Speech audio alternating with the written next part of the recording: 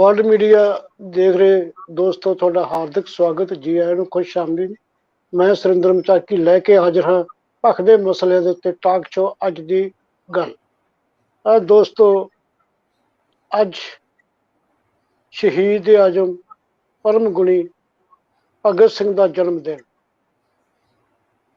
115 ਵਰੇ ਪਹਿਲਾਂ ਉਹਨਾਂ ਦਾ ਜਨਮ ਹੋਇਆ ਸੀ ਤੇ ਅੱਜ ਮੈਂ ਇਸ ਬਾਰੇ ਬਹੁਤੀਆਂ ਗੱਲਾਂ ਆਪ ਨਹੀਂ ਕਰਦੀਆਂ। ਸ਼ਹੀਦ ਭਗਤ ਸਿੰਘ ਕਿਹੋ ਜਿਹੇ ਸਨ, ਉਹਨਾਂ ਦਾ ਬਚਪਨ ਕਿਸ ਤਰ੍ਹਾਂ ਦਾ ਬੀਤਿਆ, ਕਿਵੇਂ ਉਹ ਵੱਡੇ ਹੋਏ ਤੇ ਕਿਵੇਂ ਫਿਰ ਉਹ ਇਸ ਲਹਿਰ ਨਾਲ ਜੁੜੇ ਤੇ ਇਸ ਮੁਕਾਮ ਤੱਕ ਪਹੁੰਚੇ। ਵੱਖ-ਵੱਖ ਮਸਲਿਆਂ ਦੇ ਉੱਤੇ ਉਹਨਾਂ ਦੀ ਕੀ ਰਾਏ ਸੀ। ਅੱਜ ਜੇ ਸ਼ਹੀਦ ਭਗਤ ਸਿੰਘ ਜਿਉਂਦੇ ਹੁੰਦੇ ਤਾਂ ਕਿਵੇਂ ਸੋਚਦੇ।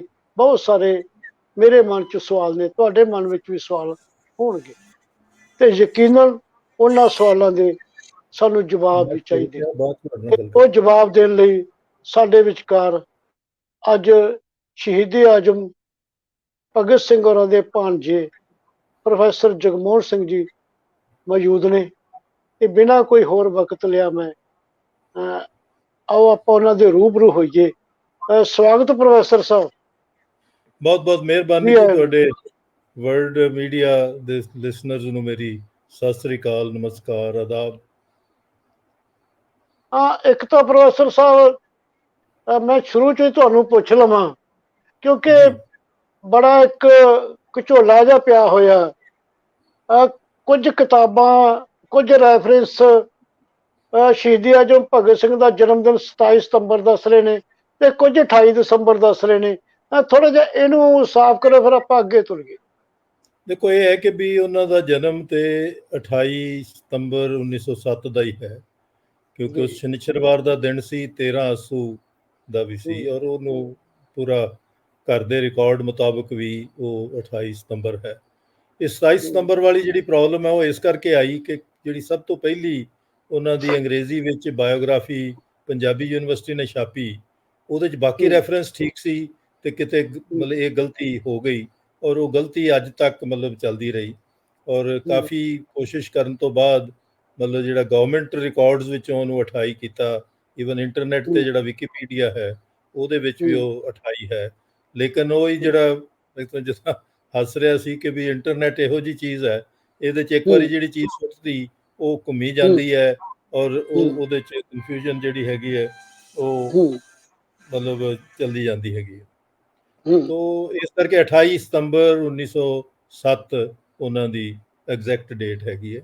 ਔਰ ਜੇ ਉਹਨੂੰ ਗਾਂ ਡੈਲੀਨੇਟ ਕਰੀਏ ਤੇ ਸੈਚਰਡੇ ਸ਼ਨੀਚਰਵਾਰ ਸੀ, ਔਰ 13 ਅੱਸੂ ਦਾ ਉਸ ਵਕਤ ਦਿਨ ਸੀਗਾ। ਪ੍ਰੋਫੈਸਰ ਸਾਹਿਬ, ਕੁਛ ਪਰਿਵਾਰਕ ਪਿਛੋਕੜ ਬਾਰੇ ਜਾਣਕਾਰੀ ਦਿਆ ਜੇ। ਭਗਤ ਸਿੰਘ ਹੋਰਾਂ ਦੇ ਬਾਰੇ, ਕਿਹੋ ਜਿਹੇ ਪਰਿਵਾਰ ਵਿੱਚ ਉਹਨਾਂ ਦਾ ਜਨਮ ਹੋਇਆ ਤੇ ਪਰਿਵਾਰਕ ਹਾਲਾਤ ਕਿਹੋ ਜਿਹੇ ਸੀ, ਸਾਰੇ ਕੁਝ ਬਾਰੇ। ਦੇਖੋ, ਮੇਰੇ ਵਾਸਤੇ ਵੀ ਇਹ ਇੱਕ ਬੁਝਾਰਤ ਸੀ ਕਿ ਉਹ ਤਕਰੀਬਨ 4 ਜਨਰੇਸ਼ਨਸ, 4 ਪੁਸ਼ਤਾਂ ਵਿੱਚ ਲਗਾਤਾਰ ਲੋਕਾਂ ਦੇ ਨਾਲ ਖੜੇ ਹੁੰਦੇ ਰਹੇ, ਜਿਹਦੇ ਵਿੱਚ ਉਹਨਾਂ ਦੇ ਦਾਦਾ ਜੀ, ਉਹਨਾਂ ਦੇ ਚਾਚਾ ਜੀ, ਪਿਤਾ ਜੀ, ਦੋਨੋਂ ਚਾਚਾ ਜੀ, ਔਰ ਫਿਰ ਭਗਤ ਸਿੰਘ। ਫਿਰ ਮੈਂ ਜਦੋਂ ਉਹਦੀ ਜੜ ਲੱਭੀ ਤੇ ਉਹ ਜਾਂਦੀ ਹੈ ਉਹਨਾਂ ਦੇ ਪੜਦਾਦਾ ਜੀ ਦੇ ਕੋਲ, ਕਿਉਂਕਿ ਉਹ ਮਤਲਬ ਪੰਜਾਬ ਦੀ ਜਿਹੜੀ ਆਜ਼ਾਦੀ ਨੂੰ ਬਚਾਉਣ ਦੀਆਂ ਲੜਾਈਆਂ ਸਨ, ਜਿਹਨੂੰ ਬਾਅਦ ਵਿੱਚ ਅੰਗਰੇਜ਼ਾਂ ਨੇ ਇੰਡੋ ਪੰਜਾਬ ਮਤਲਬ ਸਿੱਖ ਪੰਜਾਬ ਵਾਰ ਕਿਹਾ। ਹਾਲਾਂਕਿ ਉਹ ਪੰਜਾਬ ਜਾਂ ਉਹਨੂੰ ਬ੍ਰਿਟਿਸ਼ ਸਿੱਖ ਐਂਗਲੋ ਸਿੱਖ ਵਾਰ ਕਿਹਾ, ਲੇਕਿਨ ਅਸਲ ਵਿੱਚ ਸ਼ਾਹ ਮੁਹੰਮਦ ਵਾਂਗਰ ਉਹ ਪੰਜਾਬ ਦੀ ਆਪਣੀ ਆਜ਼ਾਦੀ ਨੂੰ ਕਾਇਮ ਰੱਖਣ ਦੀ ਲੜਾਈ ਸੀ। ਲੇਕਿਨ ਜਦੋਂ ਪਹਿਲੀ ਜੰਗ ਹਾਰੀ ਤੇ ਉਹਦੇ ਤੋਂ ਬਾਅਦ ਉਹਨਾਂ ਦੇ ਦਾਦਾ ਜੀ ਦਾ ਜਿਹੜਾ ਹੈਗਾ ਉਹ ਮਤਲਬ ਉਹਨਾਂ ਦੀ ਜਾਇਦਾਦ ਜਿਹੜੀ ਹੈ ਉਹ ਜ਼ਬਤ ਕਰ ਲਈ ਗਈ ਤੇ ਉਹਦੇ ਵਿੱਚ ਉਹਨਾਂ ਨੇ ਕਿਹਾ ਕਿ ਵੀ ਠੀਕ ਹੈ, ਮੇਰੇ ਵਾਹੀ ਹੇਠ ਨਹੀਂ ਹੈ, ਪਰ ਇਹਦਾ ਮੈਂ ਇੱਕ ਦੂਰ ਅੰਦੇਸ਼ੀ 'ਚ ਇਹ ਕਰ ਸਕਦਾ ਕਿ ਇਹਨੂੰ ਵਾਹੇਗਾ ਕੌਣ ਜੇ ਮੇਰੇ ਹਲ ਥੱਲੇ ਨਹੀਂ ਹੈ। ਉਹਨਾਂ ਨੇ ਰਾਹੋਂ ਤੋਂ ਮਤਲਬ ਇੱਕ ਬਹੁਤ ਮਿਹਨਤੀ ਰਾਈ ਮੁਸਲਮਾਨ ਮਤਲਬ ਕਿਸਾਨ ਸੀਗੇ, ਉਹਨਾਂ ਨੂੰ ਲਿਆ ਕੇ ਬਿਠਾਤਾ ਔਰ ਉਹਨਾਂ ਨੂੰ ਕਿਹਾ ਕਿ ਮੈਂ ਆਪਣੀ ਨਿੱਜੀ ਲੜਾਈ ਤੇ ਨਹੀਂ ਲੜ ਸਕਦਾ, ਪਰ ਤੁਹਾਡੀ ਅਗਰ ਤੁਹਾਡੇ ਤੇ ਕੰਪਨੀ ਵਾਲੇ ਕੋਸ਼ਿਸ਼ ਕਰਨਗੇ ਤੇ ਮੈਂ ਤੁਹਾਡੀ ਰੱਖਿਆ ਦੀ ਲੜਾਈ ਲੜ ਸਕਦਾ। ਤੋ ਇਹ ਔਰ ਉਸ ਤੋਂ ਬਾਅਦ 1857 ਆ ਗਿਆ ਤੋ 1857 ਵਿੱਚ ਕਿਉਂਕਿ ਜਿਹੜੀ ਵੱਡੀ ਜ਼ਗੀਰਦਾਰੀਆਂ ਸੀਗੀਆਂ, ਜਿਨ੍ਹਾਂ ਨੂੰ ਕਈ ਵਾਰੀ ਉਹ ਸਿੱਖ ਕਿਹਾ ਜਾਂਦਾ ਹੈ, ਲੇਕਿਨ ਉਹਦੇ 'ਚ ਹਿੰਦੂ ਵੀ ਸੀ, ਮੁਸਲਮਾਨ ਵੀ ਸੀ, ਉਹਨਾਂ ਨੇ ਨਵੇਂ ਰਾਜ ਨੂੰ ਐਕਸੈਪਟ ਕਰ ਲਿਆ ਕਿ ਵੀ ਕੰਪਨੀ ਤੇ ਹੁਣ ਆ ਗਈ, ਇਹ ਤਾਂ ਜਾਂਦੀ ਨਹੀਂ। ਤੋ ਇਸ ਕਰਕੇ ਇਹਨਾਂ ਨੇ ਕਰ ਲਈ। ਤੇ ਉਹਨਾਂ ਨੇ ਇਹਨਾਂ ਨੂੰ ਸੁਨੇਹਾ ਭੇਜਿਆ ਫਤਿਹ ਸਿੰਘ ਨੂੰ, ਮਤਲਬ ਵੀ ਉਹ ਅੰਗਰੇਜ਼ ਮੰਨ ਗਿਆ, ਤੁਹਾਡੀ ਪਿਛਲੀ ਜਾਇਦਾਦ ਦੇਗਾ, ਹੋਰ ਜਾਇਦਾਦ ਦੇਗਾ। ਲੇਕਿਨ ਇੱਕ ਜਿਹੜਾ ਉਹਨਾਂ ਨੇ ਉਹਦਾ ਜਵਾਬ ਦਿੱਤਾ, ਜਿਹੜਾ ਘਰ ਵਿੱਚ ਇਕੋ ਕਰਦਾ ਰਿਹਾ, ਉਹ ਕਹਿੰਦੇ ਵੀ ਅਸਲ ਵਿੱਚ ਮੇਰਾ ਇਮਤਿਹਾਨ ਲਿਆ ਜਾ ਰਿਹਾ ਹੈ ਕਿ ਮੈਂ ਜਾਇਦਾਦ ਮਗਰ ਜਾਣਾ ਕਿ ਅਸੂਲ ਮਗਰ ਜਾਣਾ।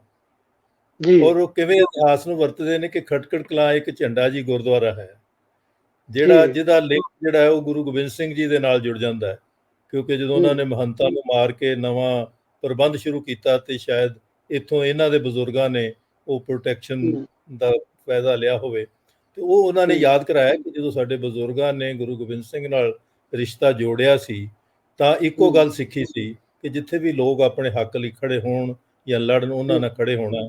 ਹੁਣ ਇਹ ਸਾਡੀ ਬਦਕਿਸਮਤੀ ਹੈ ਕਿ ਅਸੀਂ ਆਪਣਾ ਹੱਕ ਤੇ ਬਚਾ ਨਹੀਂ ਸਕੇ, ਲੇਕਿਨ ਜੇ ਉਹ ਲੜ ਰਹੇ ਨੇ ਤਾਂ ਉਹਨਾਂ ਦੇ ਖਿਲਾਫ ਜਾਣਾ ਗੁਰੂ ਗੋਬਿੰਦ ਸਿੰਘ ਦੇ ਅਸੂਲ ਨੂੰ ਬਦਾਵਾ ਹੋਏਗਾ। ਔਰ ਇਹ ਗੱਲ ਜਿਹੜੀ ਹੈ ਇਹ ਅਜੀਤ ਸਿੰਘ ਹੁਣਾਂ ਨੇ ਆਪਣੀ ਮਤਲਬ ਜਿਹੜੀ ਉਹਨਾਂ ਨੇ ਆਟੋਬਾਇਓਗ੍ਰਾਫੀਕਲ ਨੋਟ ਲਿਖਿਆ, ਉਹਦੇ 'ਚ ਸਾਨੂੰ ਦੱਸੀ ਕਿ ਮੇਰੇ ਦਾਦੇ ਨੇ ਇਹ ਗੱਲ ਮੈਨੂੰ ਇੰਨੀ ਵਾਰੀ ਸੁਣਾਈ ਕਿ ਮੈਂ 40 ਸਾਲ ਅੰਗਰੇਜ਼ ਸਾਮਰਾਜ ਦੇ ਖਿਲਾਫ ਦੁਨੀਆ ਭਰ ਵਿੱਚ ਮੈਂ ਲੜਦਾ ਰਿਹਾ।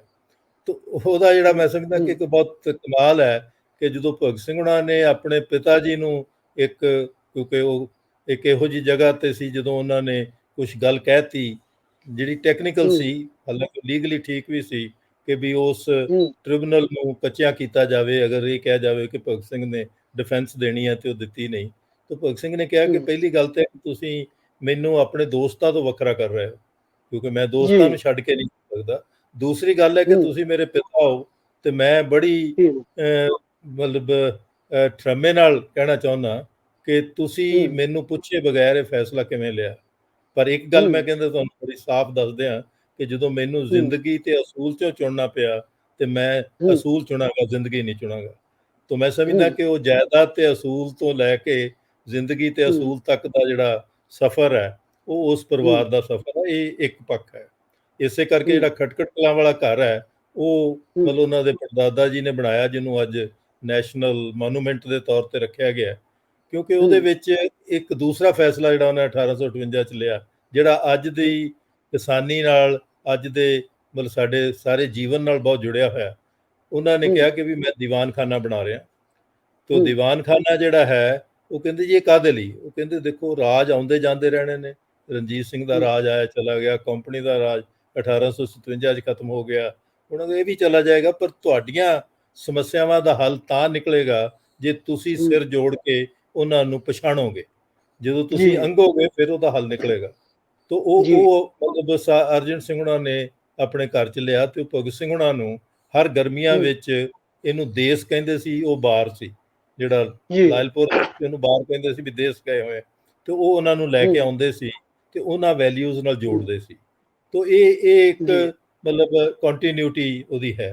ਦੂਸਰਾ ਹੈ ਕਿ ਉਹ ਆਮ ਬੱਚਿਆਂ ਵਰਗੇ ਸੀ, ਕਿਉਂਕਿ ਇੱਥੇ ਕਈ ਸਾਰੇ ਜਿਹੜੇ ਉਹਨਾਂ ਦੇ ਹਮ ਉਮਰ ਸੀ ਖਟਕੜ ਕਲਾਂ ਵਾਲੇ, ਉਹਨਾਂ ਨੇ ਮਤਲਬ ਕਹਿਣਾ ਕਿ ਵੀ ਉਹ ਇਹ ਠੀਕ ਹੈ ਕਿ ਥੋੜ੍ਹਾ ਜਿਹਾ ਵੱਧ ਸਾਡੇ ਨਾਲੋਂ ਰੱਖਦਾ ਸੀ, ਕੱਪੜੇ ਕੁਪੜੇ ਚੰਗੇ ਹੁੰਦੇ ਸੀ ਕਿਉਂਕਿ ਉਹ ਸਮਝਦੇ ਵੀ ਸ਼ਹਿਰੀ ਹੈ, ਲੇਕਿਨ ਉਹ ਬੜੇ ਸਾਦਾ ਮਤਲਬ ਮਿਲ ਮਿਲਾਪ ਵਾਲੇ।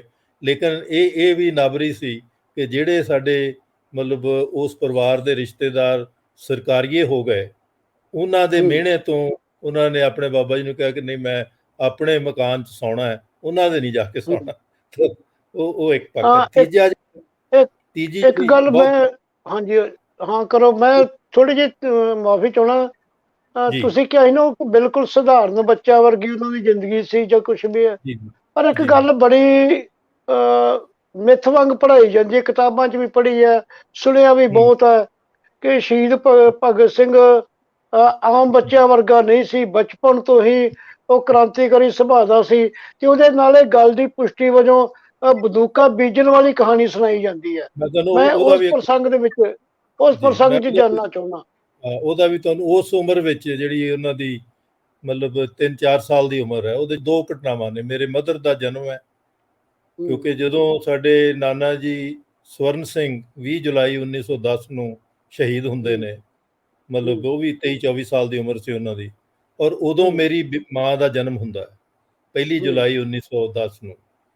ਤੇ ਜੀ ਮਤਲਬ ਕਿ ਬਹੁਤ ਸਾਰਾ ਕੁੜੀਆਂ ਨੂੰ ਮਾਰਨ ਦਾ ਚਲਨ ਸੀ ਸਾਡੇ, ਜਿਹੜਾ ਦੂਜਾ ਮਤਲਬ ਬਿਲਕੁਲ ਜੀ, ਹਾਂ ਹਾਂ ਹਾਂਜੀ ਇਹ ਹਾਂਜੀ ਜਿਹੜਾ ਪਰਿਵਾਰ ਸੀ, ਔਰ ਬੀਬੀ ਜੀ ਨੂੰ ਮਤਲਬ ਮੇਰਾ ਖਿਆਲ ਹੈ ਕਿ ਉੱਤੇ ਡਿਬੇਟ ਕਰਕੇ ਜਾਂ ਬਾਬਾ ਜੀ ਨੇ ਦਲੀਲ ਦਿੱਤੀ, ਜਿਹੜੀ ਦਲੀਲ ਭਗਤ ਸਿੰਘ ਦੇ ਲਫ਼ਜ਼ਾਂ 'ਚ ਬਚ ਗਈ, ਕਿਉਂਕਿ ਭਗਤ ਸਿੰਘ ਦੇ ਲਫ਼ਜ਼ ਫਰੀਜ਼ ਹੋ ਗਏ। ਤੋ ਕਿਸੇ ਨੇ ਭਗਤ ਸਿੰਘ ਪੁੱਛਿਆ ਵੀ ਹੈ ਭਗਤ ਸਿੰਘ ਭੈਣ ਆ ਗਈ ਹੈ, ਉਹ ਕਹਿੰਦੇ ਕੀ ਫਰਕ ਪੈਂਦਾ, ਚਾਰਾਂ ਨੇ ਹੋਏ ਤੇ ਅੰਦਰ ਵੜ ਕੇ ਵਿਆਹ ਲਾਂਗੇ, ਰੁਪਈਆ ਹੋਇਆ ਤੇ ਕੋਠੇ ਤੇ ਚੜ ਕੇ ਵਿਆਹ ਲਾਂਗੇ। ਉਹ ਇੰਪ੍ਰੈਸ਼ਨਿਸਟ ਤੇ ਹੈ ਕਿ ਉਹ ਜਿਹੜੀਆਂ ਚੀਜ਼ਾਂ ਘਰ 'ਚ ਹੋ ਰਹੀਆਂ ਨੇ ਉਹਨੂੰ ਉਹ ਇੰਪਰੋਵਾਈਜ਼ ਕਰਦਾ ਇੱਕ ਨਵੇਂ ਤਰੀਕੇ ਨਾਲ, ਆਪਣੇ ਤਰੀਕੇ ਨਾਲ। ਨੌਜਵਾਨ ਜਿਹੜਾ ਬੱਚਿਆਂ 'ਚ ਇੰਪਰੋਵਾਈਜ਼ੇਸ਼ਨ ਹੁੰਦੀ ਘਰ ਦੀ, ਜਿਹੜੀ ਚੀਜ਼ ਦੇਖਦੇ ਨੇ ਉਹਦੇ ਵਿੱਚੋਂ ਹੀ ਇਹ ਜਿਹੜਾ ਮਲਾਇਆ, ਇਹ ਮਤਲਬ ਉਹਨਾਂ ਦੇ ਅਜੀਤ ਸਿੰਘ ਉਹਨਾਂ ਦੇ ਸਾਥੀ ਸੀਗੇ ਜਿਨ੍ਹਾਂ ਨੇ ਇਹ ਗੱਲ ਕਹੀ, ਔਰ ਹੋਈ ਵੀ। ਉਹ ਇਸ ਕਰਕੇ ਹੋਈ ਕਿ 1907 ਦਾ ਜਿਹੜਾ ਪਗੜੀ ਸੰਭਾਲ ਜੱਟਾ ਮੂਵਮੈਂਟ ਸੀ, ਕਿਉਂਕਿ ਜਦੋਂ ਭਗਤ ਸਿੰਘ ਦਾ ਜਨਮ ਹੁੰਦਾ ਹੈ ਉਦੋਂ ਅਜੀਤ ਸਿੰਘ ਵੀ ਵਾਪਸ ਆ ਜਾਂਦੇ ਨੇ, ਸਵਰਨ ਸਿੰਘ ਵੀ ਜ਼ਮਾਨਤ ਤੇ ਆ ਜਾਂਦੇ ਨੇ, ਕਿਸ਼ਨ ਸਿੰਘ ਵੀ ਜ਼ਮਾਨਤ ਤੇ ਆ ਜਾਂਦੇ ਨੇ। ਤਾਂ ਘਰ ਵਿੱਚ ਇੱਕ ਮਾਹੌਲ ਇਹ ਬਣਿਆ ਕਿ ਵੀ ਮਤਲਬ ਇਹ ਮੁੰਡਾ ਬੜਾ ਮਤਲਬ ਚੰਗਾ ਹੈਗਾ, ਕਿ ਇਹਦੇ ਨਾਲ ਸਾਰਾ ਮਤਲਬ ਸਾਰਿਆਂ ਤਾਂ ਹੀ ਭਾਗਾਂ ਵਾਲਾ, ਬੇਬੇ ਜੀ ਨੇ, ਦਾਦੀ ਜੀ ਨੇ ਕਿਹਾ। ਲੇਕਿਨ ਉਹਦੇ ਵਿੱਚ ਇੱਕ ਗੱਲ ਜਦੋਂ ਹੋ ਰਹੀ ਸੀ ਉਹਨਾਂ ਦੇ ਆਪਸ ਵਿੱਚ ਬੈਠਿਆਂ, ਹੁਣ ਇੱਕ ਬੱਚਾ 3-4 ਸਾਲ ਵਾਲਾ ਸੁਣ ਰਿਹਾ, ਔਰ ਇਹ 'ਚ ਸੀ ਕਿ ਕਿਸ਼ਨ ਸਿੰਘ ਨੇਪਾਲ ਗਏ ਸੀ ਕਿ ਉੱਥੋਂ ਕੁਝ ਆਰਮਸ ਦਾ ਇੰਤਜ਼ਾਮ ਕੀਤਾ ਜਾ ਸਕੇ, ਤੇ ਉਹ ਮਤਲਬ ਹੋਇਆ ਨਹੀਂ ਕਾਮਯਾਬ। ਤੇ ਉਹ ਗੱਲਾਂ ਕਰ ਰਹੇ ਸੀ ਵੀ ਜੇ ਆਪਣੇ ਕੋਲ ਹਥਿਆਰ ਹੁੰਦੇ ਤੇ ਇੱਕ ਵਾਰੀ ਮਤਲਬ 1857 ਦਾ 50 ਸਾਲਾ ਜਿਹੜਾ ਉਹ ਮਨਾਇਆ ਜਾਣਾ ਸੀ, ਕਿਉਂਕਿ ਉਦੋਂ ਕਿਸਾਨ ਮੂਵਮੈਂਟ ਨੇ ਜਿੱਤ ਪ੍ਰਾਪਤ ਕੀਤੀ ਕਿ ਤਿੰਨੇ ਕਾਨੂੰਨ ਵਾਪਸ ਹੋਏ, ਇਸ ਕਰਕੇ ਕਿ ਫੌਜਾਂ ਵਿੱਚ ਵੀ ਮਤਲਬ ਇੱਕ ਅਸੰਤੁਸ਼ਟੀ ਸੀ। ਤੋ ਇਹ ਇਸ ਕਰਕੇ ਉਸ ਇੰਪ੍ਰੈਸ਼ਨ ਨੂੰ ਮਤਲਬ ਜਿਹੜਾ ਹੈ ਉਹ ਉਹਨਾਂ ਨੇ ਇੱਕ ਬੱਚੇ ਦੀ ਜਿਹੜੀ ਮਤਲਬ ਇੰਪਰੋਵਾਈਜ਼ੇਸ਼ਨ ਆਪਾਂ ਕਹਿੰਦੇ ਅੰਗਰੇਜ਼ੀ ਵਿੱਚ, ਕਿ ਉਹਨੇ ਇੱਕ ਨਵੀਂ ਤਰ੍ਹਾਂ ਉਹਨੂੰ ਜੋੜਿਆ ਕਿ ਵੀ ਜੇ ਖੇਤੀ 'ਚ ਇਦਾਂ ਹੋ ਸਕਦਾ ਤੇ ਘਰ ਦੇ ਵਿੱਚ ਗੱਲਾਂ ਹੋ ਰਹੀਆਂ ਸੀ ਵੀ ਹਥਿਆਰ ਚਾਹੀਦੇ ਨੇ। ਤੋ ਇਹਦਾ ਮਤਲਬ ਹਥਿਆਰਾਂ ਨਾਲ ਪ੍ਰੇਮ ਨਹੀਂ ਹੈ, ਲੇਕਿਨ ਘਰ ਵਿੱਚ ਕਿਉਂਕਿ ਉਹ ਗੱਲ ਚੱਲ ਰਹੀ ਸੀ, ਜਿੱਦਾਂ ਮੇਰੇ ਮਦਰ ਦੇ ਜਨਮ ਤੋਂ ਉਹ ਉਹਨਾਂ ਦੇ ਲਫ਼ਜ਼ਾਂ ਵਿੱਚ ਮਤਲਬ ਕਿਹਾ, ਇਸੇ ਤਰ੍ਹਾਂ ਹੀ ਕਿਹਾ। ਇਹ ਜ਼ਰੂਰ ਹੈ ਕਿ ਉਹ ਇੱਕ ਸੰਵੇਦਨਸ਼ੀਲ ਬੱਚਾ ਜ਼ਰੂਰ ਸੀ, ਕਿ ਹਰ ਚੀਜ਼ ਨੂੰ ਉਹ ਦੇਖਦਾ, ਪਰਖਦਾ, ਔਰ ਹਰ ਬੱਚਾ ਪਰਖਦਾ। ਐਕਚੁਅਲੀ ਇਹ ਹੈ ਕਿ ਸਾਨੂੰ ਨਹੀਂ ਪਤਾ ਲੱਗਦਾ, ਉਹ ਤੁਹਾਡੇ ਮਤਲਬ ਉਹਨੂੰ ਅੱਜ ਕੱਲ੍ਹ ਬੜੀ ਵੱਡੀ ਸਾਇੰਸ 'ਚ ਜਿਹੜੀ ਬੱਚਿਆਂ ਤੇ ਹੋਈ, ਉਹ ਕਹਿੰਦੇ ਕਿ ਬੱਚੇ ਜਿਹੜੇ ਨੇ ਉਹ ਤੁਹਾਡੀ ਰਿਸਰਚ ਐਂਡ ਡਿਵੈਲਪਮੈਂਟ ਲੈਬ ਹੈ, ਕਿ ਜੋ ਤੁਸੀਂ ਕਰਦੇ ਹੋ ਡਾਟਾ ਉਹਨਾਂ ਕੋਲ ਰਹਿੰਦਾ, ਉਹਦੇ ਮੁਤਾਬਕ ਉਹ ਫੈਸਲੇ ਲੈਂਦੇ ਨੇ। ਤੋ ਘਰ ਦਾ ਮਾਹੌਲ ਇਸ ਕਰਕੇ ਚਾਚਾ ਜੀ ਦਾ ਚਲੇ ਜਾਣਾ, ਇੱਕ ਚਾਚਾ ਜੀ ਦਾ ਸ਼ਹੀਦ ਹੋਣਾ, ਮਤਲਬ ਉਹ ਚੀਜ਼ਾਂ ਇੰਪ੍ਰੈਸ਼ਨ ਕ੍ਰੀਏਟ ਕਰਦੀਆਂ ਨੇ।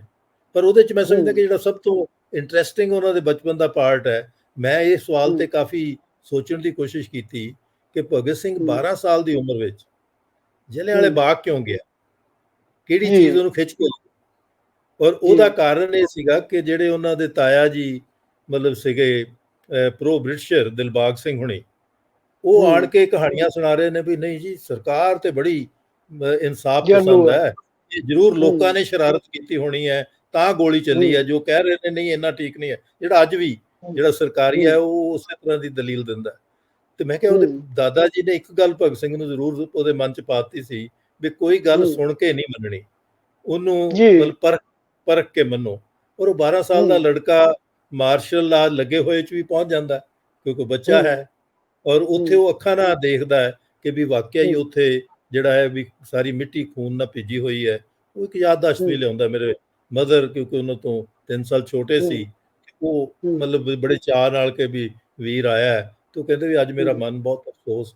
ਤੋ ਇਹ ਜਿਹੜਾ ਬਚਪਨ ਹੈ ਇੱਕ ਪਾਸੇ, ਔਰ ਦੂਜੇ ਬੰਨੇ ਜਿੱਦਾਂ ਉਹ ਆਪ ਲਿਖਦੇ ਨੇ ਕਿ ਮੇਰੇ ਵਾਸਤੇ ਇੱਕ ਕ੍ਰਾਈਸਿਸ ਇਹ ਸੀ ਕਿ ਮੇਰੇ ਚਾਚਾ ਜੀ ਨੇ ਇੰਨਾ ਪ੍ਰਾਪਤ ਕਰ ਲਿਆ ਸੀ ਕਿ ਉਹ ਮਤਲਬ ਉਸ ਵੇਲੇ ਦੇ ਹੀਰੋ ਨੇ, ਮਤਲਬ ਪੰਜਾਬ ਦੇ ਨਹੀਂ ਇੰਡੀਆ ਦੇ, ਤੇ ਵੀ ਮੈਂ ਕੀ ਕਰ ਪਾਊਂਗਾ। ਇਹ ਉਹਨਾਂ ਦੇ ਆਪਣੇ ਲਫ਼ਜ਼ਾਂ 'ਚ ਹੈ ਕਿ ਉਸ ਵੇਲੇ ਮੇਰੇ ਵਾਸਤੇ ਉਹ ਕ੍ਰਾਈਸਿਸ ਸੀ।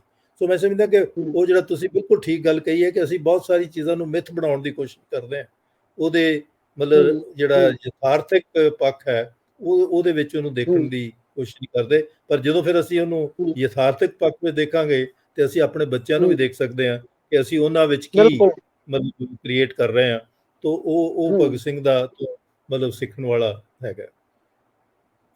ਹੂੰ। ਜਿੱਦਾਂ ਇਹਦੇ ਵਿੱਚ ਹੀ ਤੁਸੀਂ ਇਹਦੇ 'ਚ ਦੋ ਜੀ। ਮੈਂ ਹੋਰ ਤੁਹਾਡੇ ਨਾਲ ਬੜੀ ਕਿ ਵੀ ਉਹ ਕਿਵੇਂ ਜਿਹੜੀ ਚੀਜ਼ ਉਹਨਾਂ ਨੇ ਹੁਣ ਸੁਣਿਆ ਕਿ ਚਾਚਾ ਜੀ ਨੂੰ ਬਹੁਤ ਜੇਲ੍ਹ 'ਚ ਯਾਤਨਾਵਾਂ ਹੋਈਆਂ, ਮਤਲਬ ਉਹ ਉਹਨਾਂ ਦੇ ਮਨ 'ਚ ਉਹ ਵੀ ਬਣਿਆ ਹੋਇਆ ਹੈ। ਤੇ ਮੇਰੇ ਮਦਰ ਹੂੰ, ਦੇ ਦੋ ਨਿਸ਼ਾਨ ਸੀਗੇ, ਇੱਕ ਉਹਨਾਂ ਦੀ ਛਾਤੀ ਤੇ ਮਤਲਬ ਗਰਮ ਲਾਲਟਨ ਲਾਤੀ ਸੀ। ਹੂੰ। ਤੇ ਜਦੋਂ ਅੱਛਾ। ਉਹ ਪੜ੍ਹ ਰਹੇ ਸੀ, ਕਹਿੰਦੇ ਮੈਂ ਉੱਤੋਂ ਧਿਆਨ ਨਾਲ ਦੇਖਣਾ ਚਾਹਿਆ ਕਿ ਵੀਰ ਕੀ ਪੜ੍ਹ ਰਿਹਾ, ਤੇ ਉਹਨਾਂ ਨੇ ਹੂੰ। ਲਾਲਟਨ ਦਾ ਸ਼ੀਸ਼ਾ ਮੇਰੀ ਛਾਤੀ ਤੇ ਲਾਤਾ। ਤੇ ਜਦੋਂ ਮੈਂ ਅੱਛਾ। ਰੌਲਾ ਪਾਉਣ ਲੱਗੀ, ਨਹੀਂ ਨਹੀਂ ਨਹੀਂ ਚੁੱਪ ਕਰ, ਮੈਂ ਸਿਰਫ ਇਹ ਦੇਖ ਰਿਹਾ ਹੂੰ। ਸੀ ਵੀ ਤੂੰ ਕਿੰਨਾ ਕੁ ਮੁਸ਼ਕਲ ਝੱਲ ਸਕਦੀ ਹੈ, ਕਿਉਂਕਿ ਉਹ ਮੁਸ਼ਕਲ ਦੀਆਂ ਅੱਛਾ। ਕਹਾਣੀਆਂ ਸੁਣੀਆਂ ਹੋਈਆਂ ਨੇ। ਇੱਕ ਵਾਰੀ ਅੱਛਾ। ਉਹਨਾਂ ਦੀ ਲੱਤ ਵਿੱਚ ਡੂੰਘ ਸੀਗਾ ਇੱਕ, ਜਿਹਦੇ ਤੇ ਉਹਨਾਂ ਹੂੰ। ਨੇ ਉਦੋਂ ਨਿੱਬ ਵਾਲੇ ਪੈਨ ਹੁੰਦੇ ਸੀਗੇ, ਤੇ ਉਹ ਨਿੱਬ ਹੂੰ। ਚਬੋਤੀ। ਤੇ ਕਹਿੰਦੇ ਹੂੰ। ਨਹੀਂ ਮੈਂ ਟੈਸਟ ਕਰ ਰਿਹਾ ਕਿ ਤੂੰ ਕਿੰਨਾ ਕੁ ਸਹਿ ਸਕਦੀ ਹੈ। ਤਾਂ ਉਹ ਅੱਛਾ। ਇੰਪਰੋਵਾਈਜ਼ੇਸ਼ਨ ਹੈ ਕਿ ਜੋ ਕਹਾਣੀਆਂ ਮਤਲਬ ਵੀ ਜੇ ਹੂੰ। ਯਾਤਰਾਵਾਂ ਹੁੰਦੀਆਂ ਨੇ, ਮਤਲਬ ਉਹ ਹੂੰ। ਇਦਾਂ ਦਾ ਮਤਲਬ ਦਾ ਹੂੰ। ਮਤਲਬ ਹੈ।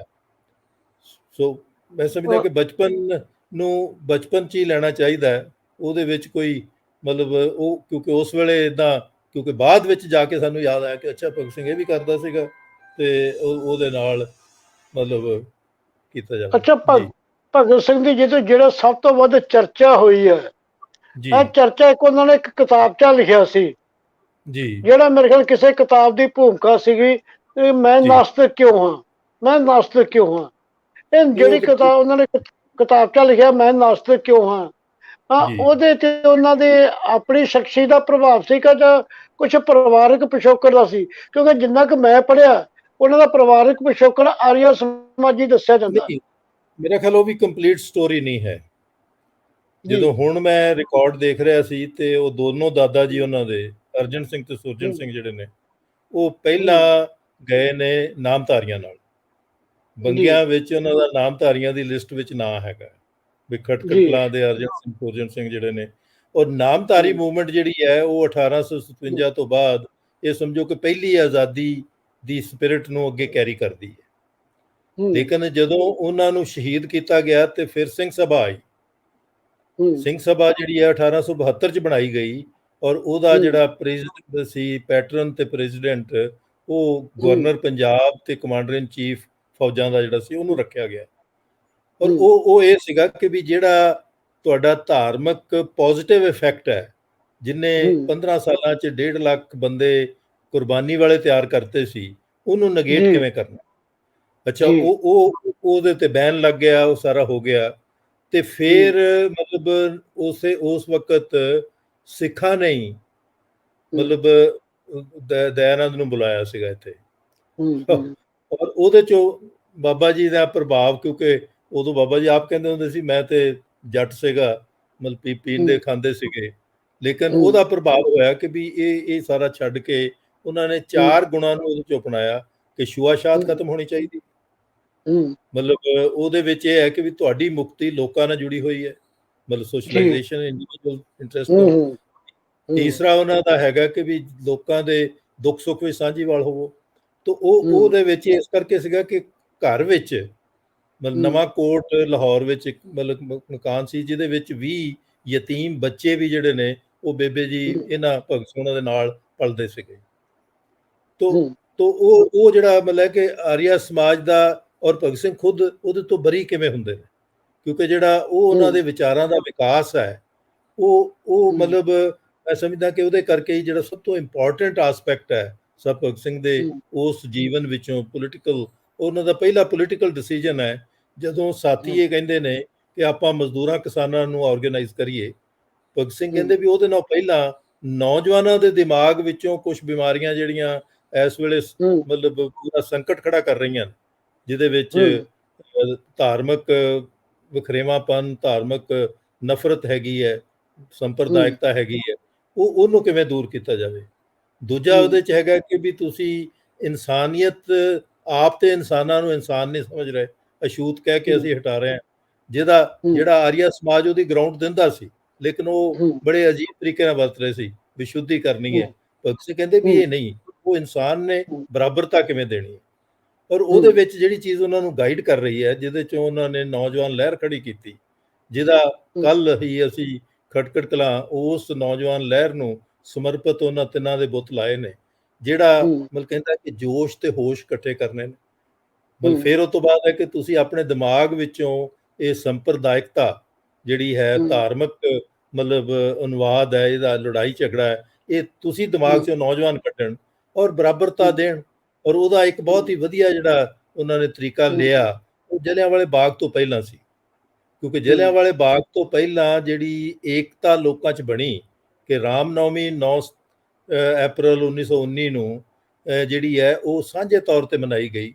ਡਾਕਟਰ ਬਸ਼ੀਰ ਲੀਡ ਕਰ ਰਹੇ ਨੇ ਉਸ ਜਲੂਸ ਹੂੰ ਨੂੰ, ਔਰ ਉਹ ਏਕਤਾ ਸੀ। ਜਦੋਂ ਪਾਣੀ ਜਿਹੜਾ ਪਹਿਲਾਂ ਹਿੰਦੂ ਪਾਣੀ ਮੁਸਲਿਮ ਪਾਣੀ ਕਹਿੰਦੇ ਸੀ, ਉਹ ਬਿਲਕੁਲ ਕਹਿੰਦੇ ਔਰ ਉਹਦੇ 'ਚ ਕੋਈ ਧਾਰਮਿਕ, ਉਹਦਾ ਕਾਰਨ ਕੀ ਸੀ ਕਿ ਲੋਕਾਂ ਨੂੰ ਹੜਤਾਲ ਲਈ ਤਿਆਰ ਕਰਨ ਲਈ ਹਰ ਮਹੱਲੇ 'ਚ ਲੰਗਰ ਲੱਗਣਾ ਸ਼ੁਰੂ ਹੋਇਆ। ਤੋ ਲੰਗਰ ਨੇ, ਮੈਂ ਕਿਹਾ, ਉਹ ਸਾਰੀ ਵਿੱਥ ਜਿਹੜੀ ਲੋਕਾਂ ਦੇ ਮਨਾਂ 'ਚ ਸੀਗੀ, ਇਕੱਠੇ ਬਹਿ ਕੇ ਜਦੋਂ ਉਹਨਾਂ ਨੇ ਖਾਧਾ, ਫਿਰ ਧਰਮਾਂ ਤੋਂ ਵੀ ਮੁਕਤ ਹੋ ਗਏ ਤੇ ਮਤਲਬ ਜਾਤਾਂ ਤੋਂ ਵੀ ਮੁਕਤ ਹੋ ਗਏ। ਤੋ ਭਗਤ ਸਿੰਘ ਹੁਣਾਂ ਨੇ ਇਹ ਨੌਜਵਾਨ ਲਹਿਰ ਜਦੋਂ ਸ਼ੁਰੂ ਕੀਤੀ ਤੇ ਉਦੋਂ ਪਹਿਲਾ ਜਿਹੜਾ ਕੰਮ ਸ਼ੁਰੂ ਕੀਤਾ ਉਹ ਲੰਗਰ ਤੋਂ ਕੀਤਾ। ਔਰ ਇਹ ਬੜਾ ਜੀ ਇੰਟਰਸਟਿੰਗ ਹੈ ਕਿ ਉਸ ਲੰਗਰ ਦਾ ਉਦਘਾਟਨ ਡਾਕਟਰ ਹੂੰ ਸੈਫੂਦੀਨ ਕਿਚਲੂ ਤੋਂ ਕਰਾਇਆ, ਜਿਹੜੇ ਜਲਿਆਂਵਾਲੇ ਹੂੰ ਬਾਗ ਦੇ ਹੀਰੋ ਸੀਗੇ। ਜੀ ਤੋ ਮਤਲਬ ਕਿ ਉਹ ਮੈਂ ਸਮਝਦਾ ਕਿ ਉਹਨਾਂ ਦਾ ਜਿਹੜਾ ਪਹਿਲਾ ਇਹ ਪੀਰੀਅਡ ਹੈ ਕਿ ਫਿਰ ਉਹ ਤੋਂ ਬਾਅਦ ਕਿ ਅਗਰ ਕ੍ਰਾਈਸਿਸ ਹੈ ਤੇ ਨੌਜਵਾਨ ਵਿਗਿਆਨਕ ਵਿਚਾਰਧਾਰਾ ਵਾਲੇ ਕਿਵੇਂ ਬਣਨ, ਕਿਉਂਕਿ ਤੁਸੀਂ ਜੀ ਤਾਂ ਸੋਚ ਸਕਦੇ ਹੋ। ਤੀਜੀ ਜਿਹੜੀ ਗੱਲ ਉਹਦੇ 'ਚ ਉਹਨਾਂ ਨੇ ਐਡ ਕੀਤੀ ਡਾਇਮੈਂਸ਼ਨ, ਕਿ ਇਹ ਦੋ ਤੇ ਹੈਗੀਆਂ ਨੇ, ਲੇਕਿਨ ਤੀਜੀ ਇਹ ਹੈ ਕਿ ਅੰਗਰੇਜ਼ ਰਾਜ ਨੇ ਸਾਡੇ ਉੱਤੇ ਬਹੁਤ ਵੱਡੀ ਨਾ ਬਰਾਬਰੀ ਜਿਹੜੀ ਹੈ ਉਹ ਥੋਪੀ ਹੋਈ ਹੈ। ਜੀ ਔਰ ਨਾ ਬਰਾਬਰੀ ਜਿਹੜੀ ਹੈ ਉਹਦਾ ਇਲਾਜ ਤੇ ਬਰਾਬਰਤਾ ਤੇ ਭਾਈਚਾਰਾ ਹੈ ਨਾ। ਹੂੰ ਔਰ ਉਹ ਭਾਈਚਾਰਾ ਤੇ ਚਲੋ ਉਹਦੇ ਬਣ ਰਿਹਾ, ਲੇਕਿਨ ਉਹ ਬਰਾਬਰਤਾ ਕਿਵੇਂ ਆਏਗੀ? ਔਰ ਉਹਦੇ ਜੀ ਵਾਸਤੇ ਉਹਨਾਂ ਨੇ ਸਮਾਜਵਾਦ ਵਰਡ ਨੂੰ ਕੀਤਾ। ਤੋ ਇਹ ਹੈ ਕਿ ਜੀ ਜਦੋਂ ਉਹ ਹੁਣ ਜਿਹੜਾ ਜਿੱਦਾਂ ਮੈਂ ਤੁਸੀਂ ਜਿਸ ਮਤਲਬ ਉਹਨਾਂ ਦੇ ਐਸੇ ਦਾ ਉਹ ਭੂਮਿਕਾ ਨਹੀਂ ਸੀ, ਉਹ ਉਹਨਾਂ ਦਾ ਪੂਰਾ ਐਸੇ ਸੀ। ਜੀ ਇਸ ਜਵਾਬ ਜੀ ਵਿੱਚ ਜਦੋਂ ਕਿਸੇ ਨੇ ਉਹਨਾਂ ਤੇ ਇਹ ਇਲਜ਼ਾਮ ਲਾਤਾ ਕਿ ਵੀ ਤੈਨੂੰ ਹੂੰ ਹਉਮੈ ਹੋ ਗਈ ਹੈ, ਇਸ ਕਰਕੇ ਤੂੰ ਹੂੰ ਰੱਬ ਤੋਂ ਹੂੰ ਮੁਨਕਰ ਹੈ। ਉਹ ਕਹਿੰਦੇ ਨਹੀਂ, ਇਹ ਮੇਰਾ ਇੱਕ ਇਨਕਲਾਬੀ ਦੇ ਤੌਰ ਤੇ ਮੇਰਾ ਨਿੱਜੀ ਮਤਲਬ ਕੀ ਹੂੰ ਹੋਵੇ। ਮੈਂ ਹੂੰ ਵਿਗਿਆਨਕ ਵਿਚਾਰਧਾਰਾ ਤੇ ਉਹ 'ਚ ਤੁਸੀਂ ਦੇਖੋਗੇ ਕਿ ਤਾਂ ਕਹਿੰਦੇ ਨੇ ਉਹ ਕਿ ਹੂੰ ਨੌਜਵਾਨ ਆਪਣੇ ਆਪ ਸੋਚ ਨਹੀਂ ਸਕਦਾ ਤੇ ਉਹ ਆਪਣੇ ਪੈਰਾਂ ਤੇ ਹੂੰ ਖੜਾ ਵੀ ਨਹੀਂ ਹੋ ਸਕਦਾ। ਤੋ ਜੇ ਜੀ ਸੰਕਟ ਨੂੰ ਡੀਲ ਕਰਨਾ ਤੇ ਪਹਿਲਾਂ ਆਪਣੇ ਪੈਰਾਂ ਤੇ ਖੜੇ ਹੋਣਾ ਸਿੱਖੋ। ਉਹਨਾਂ ਨੇ ਉਹ ਵੀ ਜੀ ਕਿਹਾ ਕਿ ਰੱਬ ਜਿਹੜਾ ਹੈ ਉਹ ਡੰਗੋਰੀ ਹੈ। ਮਤਲਬ ਤੁਸੀਂ ਜੀ ਜਦੋਂ ਸੰਕਟ ਆਏਗਾ, ਅਸੀਂ ਸੰਕਟ ਨੂੰ ਕਿਉਂ ਹੂੰ ਨਹੀਂ ਮਤਲਬ ਹੱਲ ਕਰ ਪਾਉਂਦੇ? ਕਿਉਂਕਿ ਅਸੀਂ ਆਪ ਇੰਡੀਪੈਂਡੈਂਟ ਥਿੰਕਿੰਗ ਨਹੀਂ ਰੱਖਦੇ। ਅਸੀਂ ਉਸ ਵੇਲੇ ਜੀ ਕਿਸੇ ਨਾ ਕਿਸੇ ਮਿੱਥ ਵਿੱਚ ਫਸਦੇ ਹਾਂ ਔਰ ਉਹ ਭਾਰ ਜੀ ਤੁਹਾਡੀ ਡੰਗੋਰੀ ਤੇ ਪੈਂਦਾ ਤੇ ਤੁਸੀਂ ਥੜਕ ਜਾਂਦੇ ਹੋ। ਤੋ ਇਹ ਹੂੰ ਜਿਹੜਾ ਅੱਛਾ, ਲੇਕਿਨ ਦੂਜੇ ਬੰਨੇ ਜਦੋਂ ਇਹ ਧਰਮ ਦਾ ਮਸਲਾ ਆਉਂਦਾ ਹੈ, ਉਹਨਾਂ ਦਾ ਇੱਕ ਹੋਰ ਲੇਖ ਹੈ ਬਹੁਤ ਇੰਟਰਸਟਿੰਗ। ਜੀ ਉਹਦੇ 'ਚ ਹੈ ਕਿ ਪਬਲਿਕ ਵਿੱਚ ਤੁਸੀਂ ਧਰਮ ਉੱਤੇ ਗੱਲ ਕਰਨੀ। ਮੈਂ ਕਿਹਾ ਇਹ ਤਾਂ ਹੈਗਾ ਕਿ ਜਿਹਨੇ ਨਿੱਜੀ ਇਨਕਲਾਬੀ ਬਣਨਾ ਉਹ ਉਸ ਨਿੱਜ ਨੂੰ ਹੂੰ ਅਪਣਾਵੇ, ਲੇਕਿਨ ਜੇ ਹੂੰ ਤੁਸੀਂ ਪਬਲਿਕ ਵਿੱਚ ਗੱਲ ਕਰਨੀ ਹੈ, ਉਹਨਾਂ ਦਾ ਹੈ ਹੂੰ ਮਜ਼ਹਬੀ ਸਵਾਲ ਤੇ ਆਜ਼ਾਦੀ ਦੀ ਲਹਿਰ, ਕਿਉਂਕਿ ਉਹਦੇ ਤੇ ਜੀ ਹਰ ਸਟੇਜ ਤੇ ਇਹ ਝਗੜਾ ਚੱਲਦਾ ਸੀ।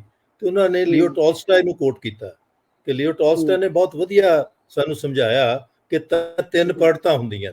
ਇੱਕ ਪੜ੍ਹਤ ਹੈ ਹੂੰ ਫਿਲਾਸਫੀ ਦੀ, ਔਰ ਉਹ ਜੀ ਫਿਲਾਸਫੀ ਜਿਹੜੀ ਹੈ, ਜਿਹੜੀਆਂ ਚੀਜ਼ਾਂ ਸਾਨੂੰ ਸਮਝ ਨਹੀਂ ਲੱਗਦੀ ਉਹਨੂੰ ਲੇਕਿਨ ਦੂਸਰੇ ਬੰਨੇ ਮਤਲਬ ਜਿਹੜਾ ਦੂਸਰਾ ਉਹਦਾ ਲੈਵਲ ਹੈ ਉਹ ਹਿਊਮਨ ਵੈਲਿਊਜ਼ ਨੇ, ਕਿ ਕੋਈ ਜੀ ਧਰਮ ਜਿਹੜਾ ਹੈ ਉਹ ਸਾਰਿਆਂ ਦੀ ਕੋਰ ਹਿਊਮਨ ਵੈਲਿਊਜ਼ ਹੈ ਜਿਹਨੇ ਉਸ ਸੁਸਾਇਟੀ ਨੂੰ ਰੱਖਿਆ ਹੈ। ਪਰ ਤੀਸਰੀ ਗੱਲ ਜੀ ਜਿਹੜੀ ਹੈ, ਕਹਿੰਦੇ ਵੀ ਇਹ ਦੋ ਝਗੜੇ ਦੇ ਕਾਰਨ ਨਹੀਂ ਬਣ ਸਕਦੇ। ਮਤਲਬ ਉਹਦੇ 'ਚ ਹੂੰ ਤੁਸੀਂ ਵੱਖਰਾ, ਕਿਉਂਕਿ ਜਿਹੜਾ ਆਦਮੀ ਰੇਗਿਸਤਾਨ 'ਚ ਬਹਿ ਕੇ ਦੇਖ ਰਿਹਾ ਹੈ ਉਹ ਰੇਗਿਸਤਾਨ ਦੀ ਟਰਮਨੋਲੋਜੀ ਵਿੱਚ ਫਿਲਾਸਫੀ ਦੇਗਾ, ਜਿਹੜਾ ਜੰਗਲਾਂ 'ਚ ਦੇਖ ਹੂੰ ਰਿਹਾ ਜੰਗਲਾਂ ਦੀ ਤਾਂ ਜਿਹੜਾ ਬਿਲਕੁਲ ਬਿਲਕੁਲ ਬਹਿ ਕੇ ਜਿਹੜਾ ਮਤਲਬ ਉਹ ਕਹਿੰਦੇ ਉਹ ਫਰਕ ਨਹੀਂ ਪਾਉਂਦਾ। ਲੇਕਿਨ ਸਭ ਤੋਂ ਜ਼ਿਆਦਾ ਫਰਕ ਪੈਂਦਾ ਹੈ ਜਦੋਂ ਅਸੀਂ ਰਿਚੁਅਲਿਜ਼ਮ 'ਚ ਪੈ ਜਾਂਦੇ ਆ, ਰੀਤੀ ਰਿਵਾਜ਼ਾਂ 'ਚ, ਕਿ ਜਦੋਂ ਇੱਕ ਬੰਦਾ ਕਹਿੰਦਾ ਹੈ ਕਿ ਜੀ ਪਿੱਪਲ ਦਾ ਉਹਨਾਂ ਲਿਖਿਆ ਵੀ ਕਿ ਸਾਡੀ ਹੂੰ ਬਦਕਿਸਮਤੀ ਹੈ ਕਿ ਅਸੀਂ ਰੀਤੀ ਰਿਵਾਜ਼ਾਂ ਤੇ ਜ਼ਿਆਦਾ, ਜਿਹਨੂੰ ਆਪਾਂ ਬ੍ਰਾਹਮਣਿਜ਼ਮ ਕਹਿ ਸਕਦੇ ਹਾਂ, ਉਹ ਕਲਚਰ ਕਹਿ ਸਕਦੇ ਹਾਂ, ਜਿਹੜਾ ਹਰ ਚੀਜ਼ ਹੂੰ ਨੂੰ ਰੀਤੀ ਰਿਵਾਜ ਵਿੱਚ ਬਦਲ ਦਿੰਦਾ। ਔਰ ਰੀਤੀ ਰਿਵਾਜ ਤੇ ਝਗੜੇ ਨੇ ਕਿ ਨਹੀਂ ਜੀ ਇਦਾਂ ਨਹੀਂ, ਇੱਥੋਂ ਦੀ ਨਹੀਂ ਲੰਘਣਾ, ਤੁਸੀਂ ਇੱਧਰ ਨੂੰ ਨਹੀਂ ਲੰਘਣਾ। ਤਾਂ ਉਹ ਕਹਿੰਦੇ ਵੀ ਹੂੰ ਜੇ ਉਹ ਤੀਜੀ ਚੀਜ਼ ਨੂੰ ਹਟਾ ਦਿਓ ਤੇ ਤੁਹਾਡਾ ਇਹ ਮਸਲਾ ਜਿਹੜਾ ਹੈ ਹੱਲ ਹੋ ਸਕਦਾ। ਤਾਂ ਇਹ ਹੈ ਕਿ ਉਹਨਾਂ ਦੇ ਪਬਲਿਕ ਡੋਮੇਨ ਵਿੱਚ ਧਰਮ ਦੇ ਹੂੰ ਕੁਐਸਚਨ ਨੂੰ ਮਤਲਬ ਇਹ ਲਿਆ ਕਿ ਉਹਦੀਆਂ ਜਿਹੜੀਆਂ ਹਿਊਮਨ ਵੈਲਿਊਜ਼ ਨੇ, ਅਗਰ ਉਹਨਾਂ ਨੂੰ ਆਪਾਂ ਪਸਾਰਦੇ ਹਾਂ ਤਾਂ ਕਿਸੇ ਕੋਈ ਫਰਕ ਨਹੀਂ ਰਹਿੰਦਾ। ਤੋ ਇਸ ਕਰਕੇ ਉਹਦੇ ਵਿੱਚ ਘਰ ਦਾ ਜਿਹੜਾ ਹੈ ਕਿ ਘਰ ਨੇ ਉਹਨਾਂ ਨੂੰ ਇੱਕ ਸੋਚਣੀ ਦਿੱਤੀ। ਪਰ ਇੱਕ ਚੀਜ਼ ਮੈਂ ਤੁਹਾਡੇ ਨਾਲ ਹੋਰ ਸਾਂਝੀ ਕਰਨਾ ਚਾਹੁੰਦਾ, ਜਿਹੜਾ ਮੈਨੂੰ ਇਹਨਾਂ ਦਿਨਾਂ 'ਚ ਬਹੁਤ ਅਹਿਸਾਸ ਹੋਇਆ ਕਿ ਭਗਤ ਜੀ ਸਿੰਘ ਵਿੱਚ ਵਿਚਾਰਧਾਰਕ ਜਿਹੜੀ ਵਿਗਿਆਨਕ ਵਿਚਾਰਧਾਰਾ ਦਾ ਪ੍ਰਭਾਵ ਹੈ ਉਹ ਇਸ ਕਰਕੇ ਵੀ ਹੈ ਕਿ ਲਾਹੌਰ ਵਿੱਚ ਸਭ ਤੋਂ ਜ਼ਿਆਦਾ ਪਬਲਿਕ ਵਿੱਚ ਵਿਗਿਆਨਕ ਵਿਚਾਰਧਾਰਾ ਦਾ ਪ੍ਰਵਾਹ ਚੱਲਿਆ, ਕਿਉਂਕਿ ਰੁਚੀ ਰਾਮ ਸਵਾਨੀ ਸੀਗੇ ਜਿਹੜੇ ਮਤਲਬ ਮੈਜਿਕ ਲੈਟਰਨ ਨਾਲ ਲੋਕਾਂ ਨੂੰ ਤਜਰਬੇ ਕਰਕੇ ਸਾਇੰਸ ਸਿਖਾਉਂਦੇ ਸੀ ਔਰ ਲੋਕੀ ਟਿਕਟ ਲੈ ਕੇ ਆਉਂਦੇ ਸੀ, ਕਿਉਂਕਿ ਉਹ ਜਿਹੜਾ ਖਰਚਾ ਹੈ ਕਹਿੰਦੇ ਤੁਸੀਂ ਪੂਰਾ ਕਰੋ, ਤੇ ਉਹਦੇ ਚ ਆਮ ਆਦਮੀ ਪੜ੍ਹਦਾ ਸੀ। ਤੋ ਇਸੇ ਕਰਕੇ ਮੈਂ ਕਿਹਾ ਜਦੋਂ ਭਗਤ ਸਿੰਘ ਮੈਜਿਕ ਲੈਟਰਨ ਨੂੰ ਸ਼ਹੀਦਾਂ ਵਾਸਤੇ ਵਰਤ ਰਿਹਾ ਹੈ ਤੇ ਉਹ ਟੈਕਨੋਲੋਜੀ ਉਹਦੇ ਕੋਲ ਹੈ, ਉੱਥੇ ਉਹਨੂੰ ਪਤਾ ਹੈ। ਔਰ ਉਹਦੇ ਚ ਹੈ ਕਿ ਲਾਹੌਰ ਨੇ ਸਭ ਤੋਂ ਮਤਲਬ ਕਲਕੱਤੇ ਤੋਂ ਬਾਅਦ ਸਭ ਤੋਂ ਜ਼ਿਆਦਾ ਸਾਇੰਸਦਾਨ ਜਿਹੜੇ ਨੇ ਉਹ ਲਾਹੌਰ ਨੇ ਪੈਦਾ ਕੀਤੇ ਨੇ। ਤੋ ਇਸ ਕਰਕੇ ਜਿਹੜਾ ਮਾਹੌਲ ਹੈ ਉਹ ਵੀ ਉਹਨਾਂ ਨੂੰ ਵਿਗਿਆਨਕ ਸੋਚ ਵੱਲ ਨੂੰ ਮਤਲਬ ਪ੍ਰੇਰਿਤ ਕਰਦਾ ਹੈ ਕਿ ਹਰ ਚੀਜ਼ ਨੂੰ ਹਰ ਉਹਦੇ ਕਾਰਨ ਨਾ ਸਮਝੀਏ। ਔਰ ਉਹਦੇ ਵਿੱਚ ਫਿਰ ਜਿਹੜਾ ਉਹਨਾਂ ਨੇ ਜਿੱਦਾਂ ਇਹ ਸੀ ਵੀ ਅਸੀਂ ਆਪਣੇ ਆਪ 'ਚ ਇੰਡੀਪੈਂਡੈਂਟ ਥਿੰਕਿੰਗ ਕਿਵੇਂ ਹੋ ਸਕਦੀ ਹੈ ਜਾਂ ਕ੍ਰਾਈਸਿਸ ਨੂੰ ਡੀਲ ਕਿਵੇਂ ਕਰ ਸਕਦੇ, ਤਾਂ ਉਹ ਉਹਨਾਂ ਸਾਰੀਆਂ ਚੀਜ਼ਾਂ ਦੀ ਪ੍ਰੋਡਕਟ ਹੈ। ਲੇਕਿਨ ਘਰ ਨੇ ਕਦੀ ਉਹਨਾਂ ਨੂੰ ਮਤਲਬ ਜਿਹੜੀ ਹੈ ਸੰਪਰਦਾਇਕਤਾ ਵਿੱਚ ਜਾਂ ਉਹ ਹੈ ਨਹੀਂ ਸੀ ਕਿਤੇ ਵੀ, ਕਿਉਂਕਿ ਤੀਜੀ ਜਿਹੜੀ ਮਤਲਬ ਮੈਂ ਸਮਝਦਾ ਇੱਕ ਬਹੁਤ ਇੰਪੋਰਟੈਂਟ ਕੰਟਰੀਬਿਊਸ਼ਨ ਹੈ ਮੇਰੀ ਫੈਮਿਲੀ ਵਿੱਚ, ਉਹ ਸਾਡੇ ਮਾਂ ਜੀ ਹਰਨਾਮ ਕੌਰ ਉਹਨਾਂ ਦੀ ਹੈ ਜਿਹੜੇ ਸਾਹਿਬ ਮਿਸ ਅਜੀਤ ਸਿੰਘ ਉਹਨਾਂ ਦੇ ਮਿਸਿਸ ਸੀ। ਔਰ ਉਹ ਕਸੂਰ ਪੜੇ ਸੀਗੇ, ਮਤਲਬ ਅਜੀਤ ਸਿੰਘ ਉਹਨਾਂ ਦਾ ਵਿਆਹ ਵੀ ਕਸੂਰ ਹੋਇਆ ਔਰ ਕਸੂਰ ਬਾਬਾ ਬੁੱਲੇ ਸ਼ਾਹ ਦਾ, ਔਰ ਉਹ ਪੂਰਾ ਸੂਫੀਵਾਦ ਨਾਲ ਲੈ ਕੇ ਆਏ ਔਰ ਉਹ ਵਿਆਹ ਵੀ ਸੂਫੀ ਤਰੀਕੇ ਨਾਲ ਹੋਇਆ ਸੀ। ਔਰ ਬਹੁਤ ਇੰਟਰਸਟਿੰਗ ਹੈ ਕਿ ਕੱਲ ਮੈਂ 1924 ਚ ਜਦੋਂ ਪੜ੍ਹ ਰਿਹਾ ਸੀ ਤੇ ਬਾਬਾ ਧਨਪਤ ਰਾਏ ਦਾ ਮਤਲਬ ਗਾਂਧੀ ਨਾਲ ਨੇ ਆਪ ਲਿਖਿਆ, ਗਾਂਧੀ ਨੇ ਕਿ ਮੈਨੂੰ ਬਾਬਾ ਧਨਪਤ ਰਾਏ ਮਿਲੇ ਤੇ ਉਹਨਾਂ ਨੇ ਕਿਹਾ ਕਿ ਵੀ ਤੁਸੀਂ ਪੁੱਠੇ ਬੰਨੇ ਨੂੰ ਚੱਲ ਰਹੇ ਹੋ, ਤੁਹਾਡੀਆਂ ਗਾਈਆਂ ਇਸ ਕਰਕੇ ਮਾਰੀਆਂ ਜਾ ਰਹੀਆਂ ਕਿਉਂਕਿ ਮਤਲਬ ਦੁੱਧ ਲੋਕੀ ਪੀਂਦੇ ਨੇ ਮੁੜ ਕੇ ਤੁਸੀਂ ਗਾਂ ਵੇਚ ਦਿੰਦੇ ਹੋ, ਉਹਨਾਂ ਨੂੰ ਕਿਉਂ ਨਹੀਂ ਕੰਮ ਲਾਇਆ ਜਾ ਸਕਦਾ। ਤਾਂ ਉਹ ਇੱਕ ਮਤਲਬ ਉਹਨਾਂ ਦੇ ਬਾਰੇ ਸੁਣਿਆ ਸੀ, ਲੇਕਿਨ ਹੁਣ ਮੇਰੇ ਕੋਲ ਪ੍ਰਮਾਣ ਆ ਗਿਆ ਕਿ ਵੀ ਉਹ ਮਤਲਬ ਉਹ ਜਿਹੜਾ ਹੈ ਕਿ ਉਹ ਪੂਰਾ ਸੂਫੀਵਾਦ ਦਾ ਜਿਹੜਾ ਕਲਚਰ ਹੈ ਜਿਹਦੇ ਵਿੱਚ ਤੁਸੀਂ ਸਾਫ਼ ਗੋਈ ਮਤਲਬ ਖੜੇ ਹੋਣਾ ਮਤਲਬ ਕਰਨਾ, ਉਹ ਸਾਡੇ ਮਾਂ ਜੀ ਲਈ ਵੀ ਲਿਆਏ ਨੇ।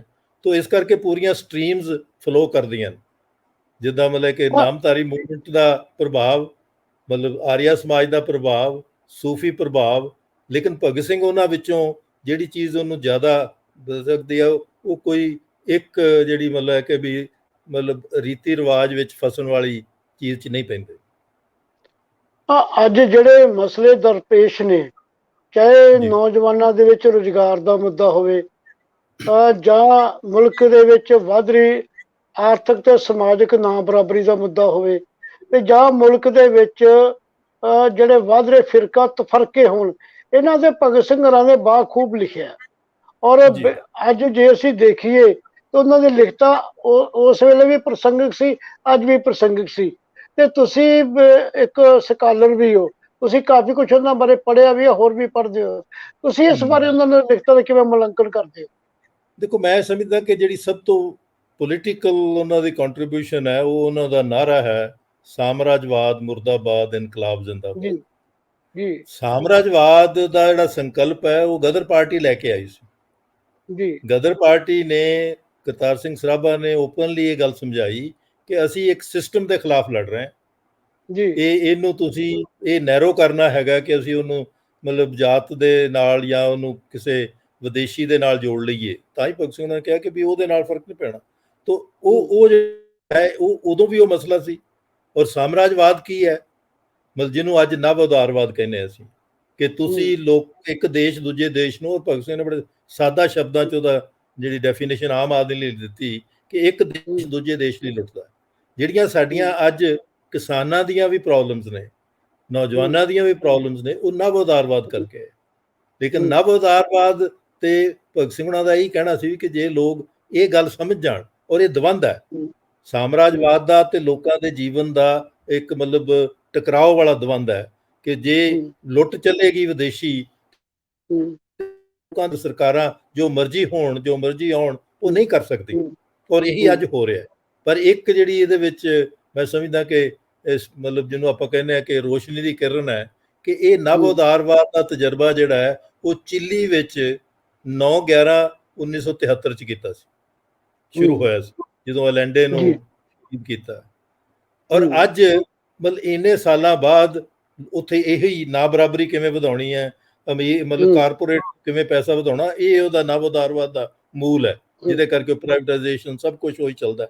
ਅਸੀਂ ਉਹਦੇ 'ਚ ਹੁਣ ਲੇਟ ਫੇਜ਼ ਵਿੱਚ ਫਸੇ ਹਾਂ, ਲੇਕਿਨ ਚਿੱਲੀ ਵਿੱਚ ਇਹਨਾਂ ਸਾਲਾਂ ਵਿੱਚ ਉਹਨਾਂ ਨੇ ਬਰਬਾਦ ਮਤਲਬ ਖਤਮ ਕਰਕੇ ਨਵਾਂ ਸਮਾਜ ਸ਼ੁਰੂ ਕੀਤਾ। ਔਰ ਉਹਨਾਂ ਦਾ ਨਾਅਰਾ ਜਿਹੜਾ ਹੈ ਵੀ ਇੱਥੇ ਨਵ ਉਦਾਰਵਾਦ ਜੰਮਿਆ ਸੀ, ਇੱਥੇ ਅਸੀਂ ਇਹਨੂੰ ਦਫਨਾ ਦਿੱਤਾ। ਤੋ ਇਸ ਕਰਕੇ ਔਰ ਉਹਦੇ ਵਿੱਚ ਹੀ ਜਿਹੜਾ ਭਗਤ ਸਿੰਘ ਉਹਨਾਂ ਦਾ ਉਸ ਵੇਲੇ ਦਾ ਵੀ ਇਸ ਪੱਖੋਂ ਮਤਲਬ ਹੈ ਕਿ ਉਹਨਾਂ ਨੇ ਸੰਪਰਦਾਇਕਤਾ ਉੱਤੇ ਔਰ ਖਾਸ ਤੌਰ ਤੇ ਜਦੋਂ ਨੌਜਵਾਨਾਂ ਨੂੰ ਸਾਹਮਣੇ ਰੱਖ ਕੇ ਕਿ ਆਪਣੇ ਤੁਸੀਂ ਇਤਿਹਾਸ 'ਚੋਂ ਅਸੀਂ ਕੀ ਸਿੱਖੀਏ, ਦੁਨੀਆ ਦੇ ਇਤਿਹਾਸ 'ਚੋਂ ਕੀ ਸਿੱਖੀਏ ਜਿਹੜੇ ਕਾਮਯਾਬ ਹੋਏ ਨੇ। ਅੱਜ ਵੀ ਨੌਜਵਾਨਾਂ ਲਈ ਹੈ ਕਿ ਅਸੀਂ ਆਪਣੀ ਛੋਟੀ ਦੁਨੀਆ ਤੋਂ ਬਾਹਰ ਵੀ ਦੇਖੀਏ, ਕਿਉਂਕਿ ਅਸੀਂ ਇਕੱਲੇ ਤਜਰਬਾ ਨਹੀਂ ਕਰ ਰਹੇ।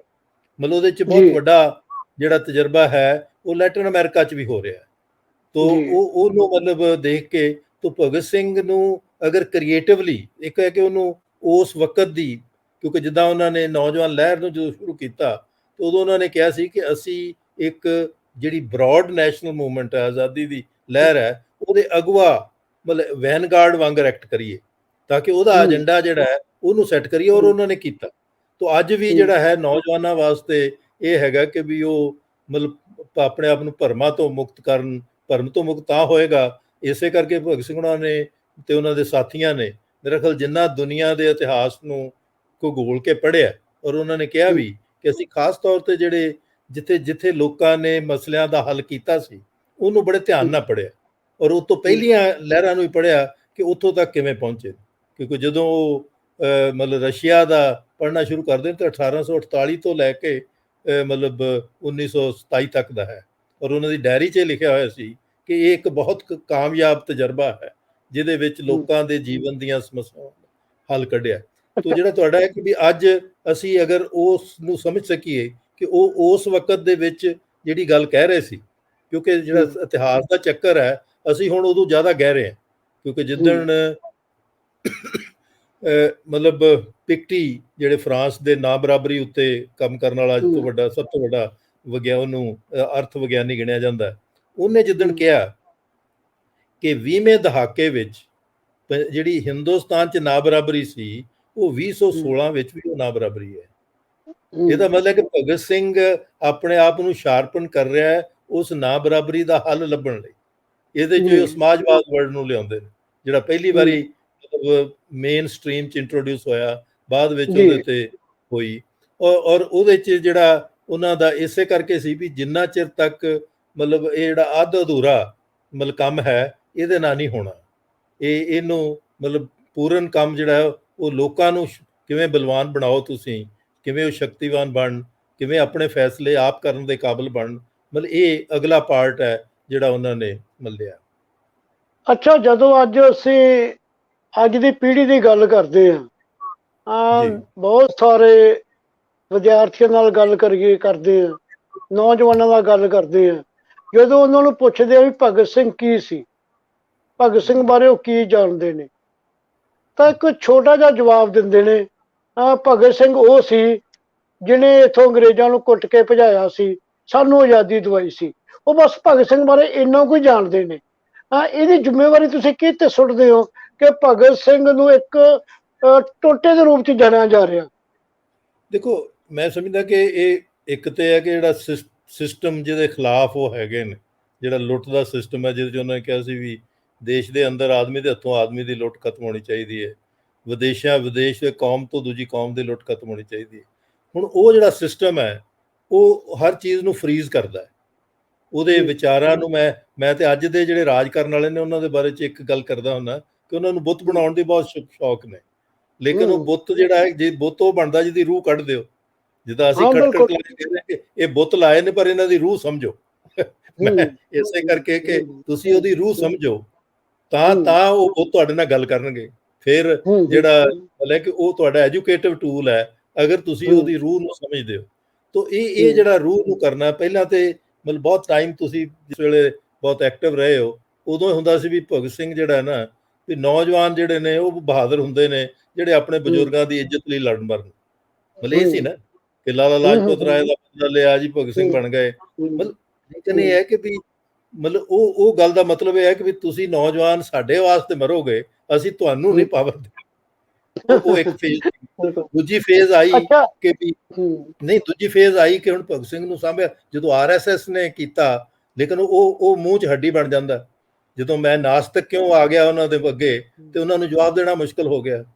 ਕਈ ਸਾਲ ਉਹਨਾਂ ਨੇ ਨੈਗਲੈਕਟ ਕੀਤਾ, ਪਰ ਉਹਨਾਂ ਦੇਖਿਆ ਕਿ ਨੌਜਵਾਨਾਂ ਤੇ ਭਗਤ ਸਿੰਘ ਦਾ ਬੜਾ ਪ੍ਰਭਾਵ ਹੈ, ਤੇ ਉਸ ਪ੍ਰਭਾਵ ਨੂੰ ਕਿਵੇਂ ਮਤਲਬ ਅਸੀਂ ਕਾਬੂ ਕਰੀਏ। ਫਿਰ ਉਹਨਾਂ ਦਾ ਇੱਕ ਨਰੇਸ਼ਨ ਆਇਆ ਕਿ ਭਗਤ ਸਿੰਘ ਤੇ ਬੜਾ, ਕਿਉਂਕਿ ਉਹਨਾਂ ਚਿਰ ਉਹਨਾਂ ਦੀਆਂ ਕਿਤਾਬਾਂ ਦੀ ਲਿਸਟ ਮੈਂ ਕਰਤੀ, ਹੋਰ ਕਰਤਾ ਕਿ ਭਗਤ ਸਿੰਘ ਬੜਾ ਵਿਦਵਾਨੀ ਆਦਮੀ ਸੀ। ਉਹ ਉੱਥੇ ਫਰੀਜ਼ ਕਰਦੇ ਗਾਹ। ਜਿਹੜੀਆਂ ਤੁਹਾਡੀਆਂ ਫਿਲਮਾਂ ਆਈਆਂ, ਉਹਨਾਂ ਨੇ ਸਨੀ ਦਿਓਲ ਨੂੰ ਇਹ ਕਰਤਾ ਕਿ ਉਹਦੇ ਮਾਸ਼ੋ ਮੈਨ ਹੈ, ਗੋਲੀਆਂ ਚਲਾਉਂਦਾ ਫਿਰਦਾ। ਕਿਉਂਕਿ ਭਗਤ ਸਿੰਘ ਨੇ ਆਪਣੀ ਉਮਰ ਵਿੱਚ 2 ਗੋਲੀਆਂ ਚਲਾਈਆਂ, ਇੱਕ ਸਾਂਡਰਸ ਤੇ ਇੱਕ ਵਾਰਨਿੰਗ ਸ਼ਾਟ। ਮੈਂ ਕਿਹਾ ਵੀ ਭਗਤ ਸਿੰਘ ਤੇ ਬਦਲਣ ਵਿੱਚ, ਬਦਲੇ ਦੀ ਤੇ ਮਤਲਬ ਹੀ ਨਹੀਂ ਕਰਦਾ, ਉਹ ਤੇ ਬਦਲਣ ਦੀ ਗੱਲ ਕਰਦਾ। ਲੇਕਿਨ ਜਿਹੜਾ ਤੁਸੀਂ ਕਹਿ ਰਹੇ ਹੋ ਨਾ, ਇਹਦੇ ਵਿੱਚ ਸਾਰਾ ਸਿਸਟਮ, ਔਰ ਅਸੀਂ ਵੀ ਜਿਹੜੇ ਮਤਲਬ ਰਹੇ, ਅਸੀਂ ਵੀ ਸ਼ਾਇਦ ਲੋਕਾਂ ਤੱਕ, ਜੇ ਇਹ ਕਿਤਾਬ ਉਹਦੀ ਪ੍ਰੋਡਕਟ ਸੀਗੀ ਜਿਹੜੀ ਮਤਲਬ 83 ਵਿੱਚ ਆਈ, ਜਿਹਦਾ ਇਹ ਸੀਗਾ ਕਿ ਵੀ ਘੱਟੋ ਘੱਟ ਉਹਨੂੰ ਸਮੁੱਚਤਾ ਵਿੱਚ ਦੇਖਿਆ ਜਾਵੇ ਨਾ। ਨਹੀਂ ਤੇ ਉਹਦੇ ਇਹ ਇੱਕ ਬਹੁਤ ਚੰਗਾ ਟ੍ਰੈਂਡ ਰਿਹਾ ਇੰਡੀਆ ਵਿੱਚ, ਪੰਜਾਬ ਵਿੱਚ, ਕਿ 23 ਮਾਰਚ ਨੂੰ ਜਿੰਨੀਆਂ ਅਖਬਾਰਾਂ ਸੀ, ਕਿਉਂਕਿ ਬਹੁਤ ਸਾਰੇ ਉਹਨਾਂ ਦੇ ਸਾਥੀ ਕੱਢਦੇ, ਮਲਾਪ, ਪ੍ਰਤਾਪ, ਵਰਿੰਦਰ, ਉਹ ਦੂਜੇ ਵੀ, ਫਿਰ ਉਹਦੇ ਕਰਕੇ ਉਹਨਾਂ ਦੀਆਂ ਲਿਖਤਾਂ ਜਿਹੜੀਆਂ ਨੇ ਉਹਨਾਂ 'ਚ ਕੁਝ ਛਾਪ ਦਿੰਦੇ ਸੀ। ਜਿਹੜੀਆਂ ਬਹੁਤ ਸਾਰੀਆਂ ਲਿਖਤਾਂ, ਉਦੋਂ ਥੋੜਾ ਜਿਹਾ ਪੱਖ ਆਉਂਦਾ ਸੀ ਭਗਤ ਸਿੰਘ ਦਾ, ਕਿ ਵੀ ਉਹ ਆਪਣੇ ਪਿਤਾ ਨਾਲ ਕੀ ਗੱਲ ਕਰ ਰਹੇ ਨੇ, ਜਾਂ ਉਹਨਾਂ ਨੇ ਮਤਲਬ ਕਿਤੇ ਕੀ ਕੀਤਾ। ਲੇਕਿਨ ਜਦੋਂ ਇਹ ਸਾਰਾ ਕੁਝ ਇਕੱਠਾ ਹੋਇਆ, ਕਿਰਤੀ ਅਖਬਾਰ ਜਦੋਂ ਮਿਲੀ, ਔਰ ਉਹਦੇ 'ਚ ਹੈ ਕਿ ਭਗਤ ਸਿੰਘ ਨੇ ਉਹਨੂੰ ਕਿਵੇਂ ਬੜਾ ਸੰਪਾਦਨ ਵੀ ਕੀਤਾ, ਤਾਂ ਉਦੋਂ ਉਹਨਾਂ ਦੀ ਬਹੁਤ ਸਾਰੀਆਂ ਜਿਹੜੀਆਂ ਨੇ ਉਹ ਵਿਚਾਰ ਮਿਲੇ। ਅੱਜ ਹੁਣ ਸਾਨੂੰ ਉਹਨਾਂ ਦੇ 1925-26 ਦੇ ਜਦੋਂ ਉਹ ਨੌਜਵਾਨ ਲਹਿਰ ਖੜੀ ਕਰ ਰਹੇ ਸੀ, ਉਹਦੇ ਬਾਅਦ ਵਿੱਚ ਕਿਸੇ ਨੇ ਰੈਫਰੈਂਸ ਦਿੱਤੀ, ਲੱਭ ਪਈ, ਉਹ ਲੱਭ ਗਏ। ਤਾਂ ਇਹ ਜਿਹੜਾ ਬਹੁਤ ਸਾਰਾ ਕੰਮ ਹੈ, ਇਹ ਹੁਣ, ਲੇਕਿਨ ਹੁਣ ਮਤਲਬ ਪ੍ਰੋਬਲਮ ਇਹ ਹੋ ਗਈ ਹੈ ਕਿ ਲੋਕ, ਨੌਜਵਾਨ ਜਿਹੜੇ ਨੇ, ਉਹ ਮਤਲਬ ਤੱਤ ਲੱਭਦੇ ਨੇ, ਔਰ ਉਹ ਅੱਜ ਕੱਲ੍ਹ ਮਤਲਬ ਸੋਸ਼ਲ ਮੀਡੀਆ ਹੈ, ਜਾਂ ਜਿੱਦਾਂ ਆਪਾਂ ਪਹਿਲਾਂ ਸ਼ੁਰੂ ਗੱਲ ਕੀਤੀ ਸੀ ਕਿ ਇੰਟਰਨੈਟ ਤੋਂ ਠੀਕ ਚੀਜ਼ ਕੀ ਹੈ, ਉਹਨੂੰ ਠੀਕ ਤਰ੍ਹਾਂ ਲੱਭ ਸਕਣਾ, ਮਤਲਬ ਉਹ ਪ੍ਰੋਬਲਮ ਹੈਗੀ। ਅੱਛਾ, ਅੱਜ ਭਗਤ ਸਿੰਘ ਦੇ ਨਾਂ ਨੂੰ, ਭਗਤ ਸਿੰਘ ਦੇ ਨਾਂ ਨੂੰ ਇੱਕ ਟੈਗ ਜਾਂ ਇੱਕ ਬ੍ਰਾਂਡ ਵਜੋਂ ਵਰਤਿਆ ਜਾਂਦਾ। ਭਗਤ ਸਿੰਘ ਨੂੰ ਉਹ ਵੀ ਧਿਰਾਂ ਯਾਦ ਕਰਦੀਆਂ ਨੇ, ਉਹ ਧਿਰਾਂ ਵੀ ਸ਼ਹੀਦੀ ਦਿਨ ਤੇ ਆਪਣਾ ਜਨਮ ਦਿਨ ਦਿਹਾੜਾ ਮਨਾਉਂਦੀਆਂ ਨੇ, ਜਿਹੜੀਆਂ ਅਸਲ ਦੇ ਵਿੱਚ ਭਗਤ ਸਿੰਘ ਦੀ ਵਿਚਾਰਧਾਰਾ ਦੀਆਂ ਪੈਰੋਕਾਰ ਨੇ। ਇੱਕ ਉਹ ਵੀ ਧਿਰਾਂ ਮਨਾਉਂਦੀਆਂ ਨੇ ਜਿਹੜੀਆਂ ਭਗਤ ਸਿੰਘ ਨੂੰ, ਜਿਨ੍ਹਾਂ ਧਿਰਾਂ ਨੇ ਸਰੀਰਕ ਰੂਪ 'ਚ ਹੀ ਫਾਂਸੀ ਨਹੀਂ ਲਾਇਆ ਸੀ, ਸਗੋਂ ਉਹਦੀ ਵਿਚਾਰਧਾਰਾ ਨੂੰ ਵੀ ਫਾਂਸੀ ਲਾਉਣ ਦੀ ਉਹ ਜ਼ਿੰਮੇਵਾਰ ਨੇ। ਮੈਂ ਇਸ਼ਾਰਾ ਸਪਸ਼ਟ ਕਰਾਂ ਕਿ ਅੱਜ ਆਰਐਸਐਸ ਵੀ ਭਗਤ ਸਿੰਘ ਕ੍ਰਾਂਤੀਕਾਰੀ ਸੈਨਾ ਬਣਾ ਕੇ ਵਿਚਰ ਰਹੀ ਹੈ। ਤੁਸੀਂ ਇਸ ਸਾਰੇ ਨੂੰ ਕਿਵੇਂ ਦੇਖਦੇ ਹੋ? ਦੇਖੋ, ਮੈਂ ਸਮਝਦਾ ਕਿ ਭਗਤ ਸਿੰਘ ਦੀ ਜਿਹੜੀ ਤਾਕਤ ਹੈ, ਉਹ ਹੈ ਲੋਕਾਂ ਦੇ ਵਿੱਚ ਜਜ਼ਬਾਤ ਨਾਲ ਹਿੱਸੇਦਾਰ ਹੋਣਾ। ਤਾਂ ਮੈਂ ਹਮੇਸ਼ਾ ਕਹਿੰਦਾ ਹੁੰਦਾ ਕਿ ਜੇ ਤੁਸੀਂ ਜਜ਼ਬਾਤ ਤੋਂ ਵਿਚਾਰਾਂ ਤੱਕ ਨਹੀਂ ਆਏ, ਤੇ ਤੁਸੀਂ ਇੱਕ ਭਰਮ 'ਚ ਤੁਹਾਨੂੰ ਲਿਜਾਇਆ ਜਾ ਸਕਦਾ ਹੈ।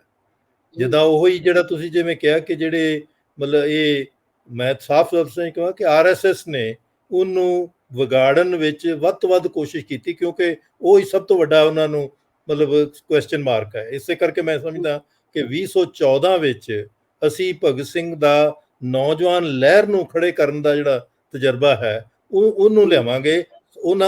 ਉਹਦੇ ਪੈਰਲਲ ਆਰਐਸਐਸ ਬਣ ਰਹੀ। 1925 ਵਿੱਚ ਆਰਐਸ ਕਦੇ ਹੁੰਦੀ ਹੈ, ਉਹ ਸਵਾਲ ਹੈ ਜਿਹੜਾ ਤੁਹਾਡਾ ਉਸ ਵੇਲੇ ਦਾ ਰਾਜ ਕਰਨ ਵਾਲਾ ਚਾਹੁੰਦਾ ਹੈ। ਤਾਂ ਇਹ ਜਿਹੜੇ ਮਤਲਬ ਪ੍ਰਸ਼ਨ ਨੇ, ਇਹਨਾਂ ਨੂੰ ਸੀਰੀਅਸਲੀ ਸਾਨੂੰ ਲੈਣ ਦੀ ਲੋੜ ਹੈ। ਔਰ ਉਹਦੇ ਵਿੱਚ ਜਿਹੜਾ ਵੀ ਮਤਲਬ ਕਿ ਜਦੋਂ ਤੁਸੀਂ ਕਰ ਰਹੇ, ਇਹ ਮੀਡੀਆ ਰਾਹੀਂ ਅਸੀਂ ਇਹਦੇ ਤੇ ਇੱਕ ਲਗਾਤਾਰ, ਔਰ ਇਸੇ ਕਰਕੇ ਜਿਹੜਾ ਖਟਕੜ ਕਲਾਂ ਸੈਂਟਰ ਬਣਾਇਆ, ਉਹ ਇਹੀ ਹੈ ਕਿ ਅਸੀਂ ਉਹਨਾਂ ਨੂੰ ਵੱਧ ਤੋਂ ਵੱਧ ਨੌਜਵਾਨਾਂ ਨੂੰ, ਕਿਉਂਕਿ ਕ੍ਰਾਈਸਿਸ ਨੌਜਵਾਨਾਂ ਨੇ ਦੂਰ ਕਰਨਾ ਹੈ, ਲੇਕਿਨ ਅਗਰ ਨੌਜਵਾਨਾਂ ਨੂੰ ਉਹ ਭਟਕਾਉਂਦੇ ਰਹੇ ਤੇ ਇਹ ਕ੍ਰਾਈਸਿਸ ਡੀਪਨ ਹੋਏਗਾ, ਔਰ ਬਹੁਤ ਖਤਰਨਾਕ ਮੋੜ ਤੇ ਵੀ ਜਾ ਸਕਦਾ ਹੈਗਾ।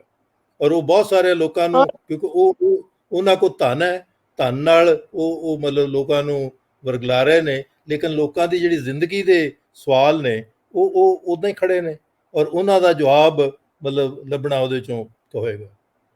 ਜੀ, ਸ਼ਹੀਦ ਭਗਤ ਸਿੰਘ ਹੋਰਾਂ ਦੀ ਜਿੱਥੇ ਸਮਾਰਕ ਬਣੀ ਹੋਈ ਆ, ਹੁਸੈਨੀ ਵਾਲਾ ਬਾਰਡਰ, ਉੱਥੇ ਹੀ ਮਾਤਾ ਜੀ ਦੀ ਬਣੀ ਹੋਈ ਆ। ਉਸ ਤੋਂ ਉਰੇ ਬੜਾ ਇੱਕ ਹੈਰਾਨੀਜਨਕ ਜੀ ਜਗ੍ਹਾ ਦੇਖਣ ਨੂੰ ਮਿਲਦੀ, ਜਾਂ ਹੈਰਾਨੀਜਨਕ ਵਰਤਾਰਾ ਦੇਖਣ ਨੂੰ ਮਿਲਦਾ। ਹੁਸੈਨੀ ਵਾਲਾ ਦੇ ਵਿੱਚ ਇੱਕ ਗੁਰਦੁਆਰਾ ਸ਼ਹੀਦ ਭਗਤ ਸਿੰਘ ਦੇ ਨਾਂ ਤੇ ਬਣਿਆ ਹੋਇਆ। ਤੁਹਾਡੇ ਉੱਤੇ ਕੀ ਕਮੈਂਟ? ਦੇਖੋ ਮੈਂ ਸਮਝਦਾ ਕਿ ਜਿਹੜਾ ਮਤਲਬ ਕਿ ਲੋਕ ਉਹਨੂੰ ਵੱਖਰੀ ਵੱਖਰੀ ਤਰ੍ਹਾਂ, ਜਦੋਂ ਤੁਸੀਂ ਪਹਿਲਾਂ ਕਿਹਾ ਸੀ ਕਿ ਕੁਝ ਤੇ ਸ਼ਰਧਾ ਚੋਂ ਹੁੰਦਾ, ਕੁਝ ਬ੍ਰਾਂਡ ਦਾ ਹੁੰਦਾ, ਕਿਉਂਕਿ ਉਹਨਾਂ ਨੂੰ ਪਤਾ ਹੈ ਕਿ ਵੀ ਲੋਕ ਜੋ ਭਗਤ ਸਿੰਘ ਜਿੱਥੇ ਵਿਚਾਰ ਨੂੰ ਲਿਆਉਣਾ ਚਾਹੁੰਦਾ ਸੀ, ਉਹ ਤੇ ਆਪਾਂ ਮਤਲਬ ਉਹਦੇ ਜ਼ਿੰਮੇਵਾਰ ਹਾਂ ਕਿ ਅਸੀਂ ਲੋਕਾਂ ਨੂੰ ਉਸ ਵਿਚਾਰ ਵਿੱਚ ਮਜ਼ਬੂਤੀ ਨਹੀਂ ਕਰ ਸਕੇ। ਤੋ ਲੋਕਾਂ ਦੀਆਂ ਸਮੱਸਿਆਵਾਂ ਹੈਗੀਆਂ ਨੇ, ਤੋ ਉਹ ਜਿਹੜਾ, ਲੇਕਿਨ ਮੈਂ ਸਮਝਦਾ ਕਿ ਉਹਦੇ ਨਾਲ ਮਤਲਬ ਕਿੰਨੇ ਕੁ ਲੋਕ ਉਹ ਗੁਰਦੁਆਰੇ ਨੂੰ ਜਾਂਦੇ ਨੇ, ਲੇਕਿਨ ਉੱਥੇ ਉਹਨੇ ਮਤਲਬ ਕਰ ਜ਼ਰੂਰ ਰੱਖਿਆ। ਲੇਕਿਨ ਦੂਜੇ ਬੰਨੇ ਹੈ ਕਿ ਮਤਲਬ ਐਕਚੁਅਲੀ ਤੇ ਬੁੱਕ ਸਟਾਲ ਬਣਨਾ ਚਾਹੀਦਾ, ਮਤਲਬ ਉੱਥੇ ਉਹਨਾਂ ਦੇ, ਲੇਕਿਨ ਉਹ ਇੱਕ ਪੜ੍ਹਨ ਵਾਲੇ ਜਿਹੜੇ ਨੇ ਉਹਨਾਂ ਨੂੰ ਕਿਵੇਂ ਉਤਸ਼ਾਹਿਤ ਕੀਤਾ ਜਾਵੇ, ਮਤਲਬ ਉਹ ਅੱਜ ਜੇ ਭਗਤ ਸਿੰਘ ਨੂੰ ਸਮੁੱਚੇ ਦੇ ਰੂਪ ਚ ਨਹੀਂ ਦੇਖਿਆ ਜਾ ਰਿਹਾ, ਉਹਨੂੰ ਟੋਟਿਆਂ ਦੇ ਰੂਪ ਚ ਦੇਖਿਆ ਜਾ ਰਿਹਾ, ਤਾਂ ਆਪਾਂ ਨੂੰ ਐ ਨਹੀਂ ਲੱਗਦਾ ਵੀ ਇਹਦੀ ਜ਼ਿੰਮੇਵਾਰੀ ਵੀ ਉਸ ਧਿਰ ਦੇ ਵੱਧ ਆਉਂਦੀ ਹੈ ਜਿਹੜੀ ਧਿਰ ਭਗਤ ਸਿੰਘ ਨਾਲ ਸੱਚਮੁੱਚ ਵਿਚਾਰਕ ਧਾਰਕ ਤੌਰ ਤੇ, ਆਈਡੀਓਲੋਜੀ ਤੌਰ ਤੇ ਜੁੜੀ ਹੋਈ ਹੈ? ਉਹ ਭਗਤ ਸਿੰਘ ਨੂੰ ਉਸ ਤਰ੍ਹਾਂ ਲੋਕਾਂ 'ਚ ਪ੍ਰੋਜੈਕਟ ਨਹੀਂ ਕਰ ਸਕੀ। ਮਚਾਕੀ ਜੀ, ਮੈਂ ਇਹਨੂੰ ਥੋੜਾ ਜਿਹਾ ਹੋਰ ਤਰ੍ਹਾਂ ਮਤਲਬ ਕਿ ਸਾਡੀ ਕਮਜ਼ੋਰੀ ਹੈ ਕਿ ਅਸੀਂ ਭਗਤ ਸਿੰਘ ਨੂੰ ਗਵਾਹੀ ਦੇ ਤੌਰ ਤੇ ਵਰਤਦੇ ਹਾਂ ਜੀ, ਲੇਕਿਨ ਭਗਤ ਸਿੰਘ ਜਿੱਥੇ ਪਹੁੰਚਿਆ ਉਹ ਇੱਕ ਹੱਲ ਲੱਭਦਿਆਂ ਪਹੁੰਚਿਆ ਜੀ, ਮਤਲਬ ਉਹਦਾ ਟਰੈਵਲ ਜਿਹੜਾ ਹੈ ਕਿ ਵੀ ਉਸ ਵੇਲੇ ਦੇ, ਔਰ ਉਹ ਭਗਤ ਸਿੰਘ ਦੇ ਇੱਕ ਸ਼ਬਦ ਬਹੁਤ ਹੀ ਕਮਾਲ ਨੇ ਕਿ ਮੈਂ ਯਥਾਰਥਵਾਦੀ ਹਾਂ, ਕਿ ਮੈਂ ਮਤਲਬ ਕਿਸੇ ਚੀਜ਼ ਦਾ ਚੰਗਾ ਭਲਾ ਹੋਣ 'ਚ ਨਹੀਂ ਵਿਸ਼ਵਾਸ ਕਰਦਾ, ਪਰ ਇਹ ਹੈ ਕਿ ਉਹ ਯਥਾਰਥ ਵਿੱਚ ਚੀਜ਼ਾਂ ਨੂੰ ਤੇ ਪ੍ਰਭਾਵੀ ਕਿਵੇਂ ਹੁੰਦਾ ਹੈ। ਔਰ ਇਹ ਜਿਹੜਾ ਯਥਾਰਥਵਾਦ ਹੈ, ਇਹਦੇ ਵਾਸਤੇ ਅਸੀਂ ਸਗੋਂ ਹੈ ਕਿ ਵੀ ਉਹਨੂੰ ਇੱਕ ਵਿਚਾਰਧਾਰਾ ਦਾ ਸਿੰਬਲ ਬਣਾ ਕੇ ਕਈ ਵਾਰੀ ਆਪ ਵੀ ਉਸ ਵਿਚਾਰਧਾਰਾ ਤੋਂ ਦੂਰ ਹੋ ਜਾਂਦੇ। ਤੋ ਜਿਹੜਾ ਭਗਤ ਸਿੰਘ ਦਾ ਪ੍ਰੋਸੈਸ ਹੈ ਔਰ ਉਹਦੇ ਸਾਥੀਆਂ ਦਾ, ਤਾਂ ਹੀ ਮੈਂ ਕਹਿੰਦਾ ਉਹਨਾਂ ਕਿ ਭਗਤ ਸਿੰਘ ਨੂੰ ਉਹਦੇ ਸਾਥੀਆਂ ਤੋਂ ਵੱਖਰੇ ਕਰਕੇ ਦੇਖਣ ਵਿੱਚ ਵੀ ਅਸੀਂ ਕਿਤੇ ਨਾ ਕਿਤੇ ਪੂੰਜੀਵਾਦ ਦਾ ਪ੍ਰਚਾਰ ਕਰਦੇ ਨੇ। ਪੂੰਜੀਵਾਦ ਚਾਹੁੰਦਾ ਤੁਹਾਨੂੰ ਇੰਡੀਵਿਜੂਅਲਾਈਜ਼ ਹੋਣਾ, ਔਰ ਅਸੀਂ ਜਦੋਂ ਇੰਡੀਵਿਜੂਅਲ ਹੀਰੋ ਨੂੰ ਬਾਕੀਆਂ ਨਾਲ ਨਖੇੜ ਕੇ ਦੇਖਦੇ ਹਾਂ, ਔਰ ਇਹ ਮੇਰੀ ਚਮਨ ਲਾਲ ਨਾਲ ਲਗਾਤਾਰ ਰਹੀ ਕਿ ਉਹ ਪਲੀਜ਼ ਇਹ ਨਾ ਕਰੋ। ਮਤਲਬ ਸਾਡੇ ਨਾਨੀ ਜੀ ਦਾ ਸਭ ਤੋਂ ਵੱਧ ਪ੍ਰਭਾਵੀ ਜਿਹੜੀ ਗੱਲ ਸੀ ਉਹ ਇਹ ਸੀ ਵੀ ਮੇਰਾ ਮੁੰਡਾ ਇਕੱਲਾ ਖੜਾ ਚੰਗਾ ਨਹੀਂ ਲੱਗਦਾ, ਉਹ ਆਪਣੇ ਸਾਥੀਆਂ ਨਾਲ ਖੜਾ ਹੀ ਚੰਗਾ ਲੱਗਦਾ। ਬੜਾ ਸਾਦਾ ਗੱਲ, ਜਿਹਦੇ ਚੋਂ ਮਤਲਬ ਲੁਧਿਆਣੇ ਦੇ 3 ਬੁੱਤ ਲੱਗੇ, ਉਹ ਉਸੇ ਪ੍ਰੇਰਨਾ ਚੋਂ ਅਸੀਂ ਹੁਣ ਖਟਕੜ ਕਲਾਂ ਵਿੱਚ ਵੀ ਇਹ ਟ੍ਰੈਂਡ ਜਿਹੜਾ ਹੈ ਕਿ ਭਗਤ ਦੂਜੇ ਸਾਥੀਆਂ ਦੀ ਕੰਟਰੀਬਿਊਸ਼ਨ ਹੈ। ਤੋ ਜਿਹੜਾ ਵਿਚਾਰਧਾਰਕ ਹੈ ਮਤਲਬ ਉਹ ਵਿਗਿਆਨਕ ਸੋਚ ਹੈਗੀ ਹੈ। ਅਸੀਂ ਕਈ ਵਾਰੀ ਵਿਚਾਰਧਾਰਾ ਤੇ ਰੱਖਦੇ ਹਾਂ ਲੇਕਿਨ ਵਿਗਿਆਨਕ ਸੋਚ ਤੋਂ ਦੂਰ ਹੋ ਜਾਂਦੇ, ਔਰ ਵਿਗਿਆਨਕ ਸੋਚ ਜਿਹੜੀ ਹੈ ਉਹ ਮਸਲਿਆਂ ਨੂੰ ਹੱਲ ਕਰਨ ਵਿੱਚ ਤੁਹਾਡੀ ਅਗਵਾਈ ਕਰਦੀ ਹੈ। ਔਰ ਇਹ ਭਗਤ ਸਿੰਘ ਦਾ ਜਿਹੜਾ ਪੱਖ ਹੈ ਉਹਨੂੰ ਮਤਲਬ ਅਗਰ ਲਿਆ, ਔਰ ਤੁਹਾਡੀ ਬਿਲਕੁਲ ਠੀਕ ਹੈ ਕਿ ਅਸੀਂ ਜਿਹੜੇ ਚੇਤਨ ਆ, ਇਹ ਸਾਡੇ ਤੇ ਜ਼ਿੰਮੇਵਾਰੀ ਬਣਦੀ ਹੈ ਕਿ ਅਸੀਂ ਉਹਨੂੰ ਨੌਜਵਾਨਾਂ ਨੂੰ ਉਹ ਮੁਲਾਕਾਤ ਕਰਾ ਸਕੀਏ ਜਿਹਦੇ ਚੋਂ ਉਹ ਇਹ ਸਿੱਖ ਸਕਣ ਕਿ ਵੀ ਭਗਤ ਸਿੰਘ ਬਣਨਾ ਇੱਕ ਵਿਗਿਆਨਕ ਪ੍ਰੋਸੈਸ ਹੈ, ਉਹ ਕੋਈ ਅਜੂਬਾ ਨਹੀਂ ਹੈ ਕਿ ਇੱਕ ਮੁੰਡਾ ਨਿਕਲਿਆ ਆ ਕੀਤਾ ਤੇ ਹੋ ਗਿਆ। ਲੇਕਿਨ ਜੇ ਇਹ ਨੌਜਵਾਨ ਨਾ ਹੁੰਦੇ ਤੇ ਭਗਤ ਸਿੰਘ ਦੀ ਕਿਹਨੇ ਸੁਣਨੀ ਸੀ? ਉਹਦੇ ਨਾਲ ਜ਼ਿਆਦਾ ਸਮਝ ਜਿਹੜੇ ਨੇ ਗਦਰ ਪਾਰਟੀ 'ਚ ਹੋਏ, ਮਤਲਬ ਉਹ ਉਹਨਾਂ ਦਾ ਉਹ ਵਿਚਾਰ ਨਹੀਂ ਪਹੁੰਚਿਆ ਜਿੰਨਾ ਚਿਰ ਭਗਤ ਸਿੰਘ ਉਹਨਾਂ ਦੇ ਵਿਚਾਰਾਂ ਨੂੰ ਲੈ ਕੇ ਲੋਕਾਂ 'ਚ ਨਹੀਂ ਪਹੁੰਚਦਾ। ਜੀ ਹਾਂ, ਮੈਂ ਕਿਉਂਕਿ ਕੁਝ ਚੇਤਨ ਲੋਕਾਂ ਦੀ ਗੱਲ ਆਪਾਂ ਕਰ ਰਹੇ ਹਾਂ, ਜੇ ਅਸੀਂ ਕੁਝ ਇਸ ਰੂਪ 'ਚ ਵੀ ਗੱਲ ਉਠਾਈ ਜਾਂਦੀ ਭਗਤ ਸਿੰਘ ਬਾਰੇ ਕਿ ਭਗਤ ਸਿੰਘ ਦੀ ਛੁੱਟੀ ਹੋਣੀ ਚਾਹੀਦੀ ਹੈ, ਭਗਤ ਸਿੰਘ ਦੀ ਛੁੱਟੀ ਬੰਦ ਕਿਉਂ ਕਰਤੀ, ਜਾਂ ਭਗਤ ਸਿੰਘ ਦਾ ਜਿਹੜਾ ਹੈਗਾ ਬੁੱਤ ਪਾਰਲੀਮੈਂਟ ਵਿੱਚ ਲੱਗਣਾ ਚਾਹੀਦਾ, ਜਾਂ ਭਗਤ ਸਿੰਘ ਨੂੰ ਸ਼ਹੀਦ ਕਿਉਂ ਨਹੀਂ ਕਰਾਰ ਦਿੱਤਾ ਗਿਆ, ਇਹਦੇ ਬਾਰੇ ਕੁਝ ਸ਼ਬਦ? ਦੇਖੋ, ਪਹਿਲੀ ਤੇ ਹੈ ਕਿ ਜਦੋਂ ਇਹ ਵੀ ਆਇਆ ਸੀ ਵੀ ਭਗਤ ਸਿੰਘ ਦਾ ਕਰੰਸੀ ਤੇ ਨੋਟ ਹੋਣ, ਮੈਂ ਕਿਹਾ ਭਗਤ ਸਿੰਘ ਦੀ ਕਰੰਸੀ ਜਦੋਂ ਚੱਲੂ ਉਦੋਂ ਉਹਦੇ ਫੋਟੋ ਦੀ ਲੋੜ ਨਹੀਂ ਪੈਣੀ, ਉਹ ਕਰੰਸੀ ਹੋਊਗੀ ਮਜ਼ਦੂਰਾਂ ਕਿਸਾਨਾਂ ਦੀ। ਜਿੱਦਾਂ ਇਹੀ ਇੱਕ ਛੋਟਾ ਜਿਹਾ ਫੈਸਲਾ ਅਸੀਂ ਕੀਤਾ ਕਿ ਉਹ ਬੁੱਤਾਂ ਨੂੰ ਜਦੋਂ ਕੱਲ ਉਹ ਤੋਂ ਪਰਦਾ ਲਾਉਣਾ ਸੀ ਤੇ ਅਸੀਂ ਕਿਹਾ ਵੀ ਪਰਦਾ ਲਾਉਣ ਦਾ ਹੱਕ ਕਿਹਨੂੰ ਹੈ? ਇਹ ਆਇਆ ਕਿ ਜਿਨ੍ਹਾਂ ਨੇ ਤਨ ਮਨ ਨਾਲ ਭਗਤ ਸਿੰਘ ਦੇ ਉਹ ਸਾਰੀ ਯਾਦਗਾਰ ਨੂੰ ਬਣਾਉਣ ਵਿੱਚ ਮਦਦ ਕੀਤੀ ਹੈ, ਉਹੀ ਹੱਕਦਾਰ ਨੇ ਭਗਤ ਸਿੰਘ ਦੇ ਵਿਚਾਰਾਂ 'ਚ।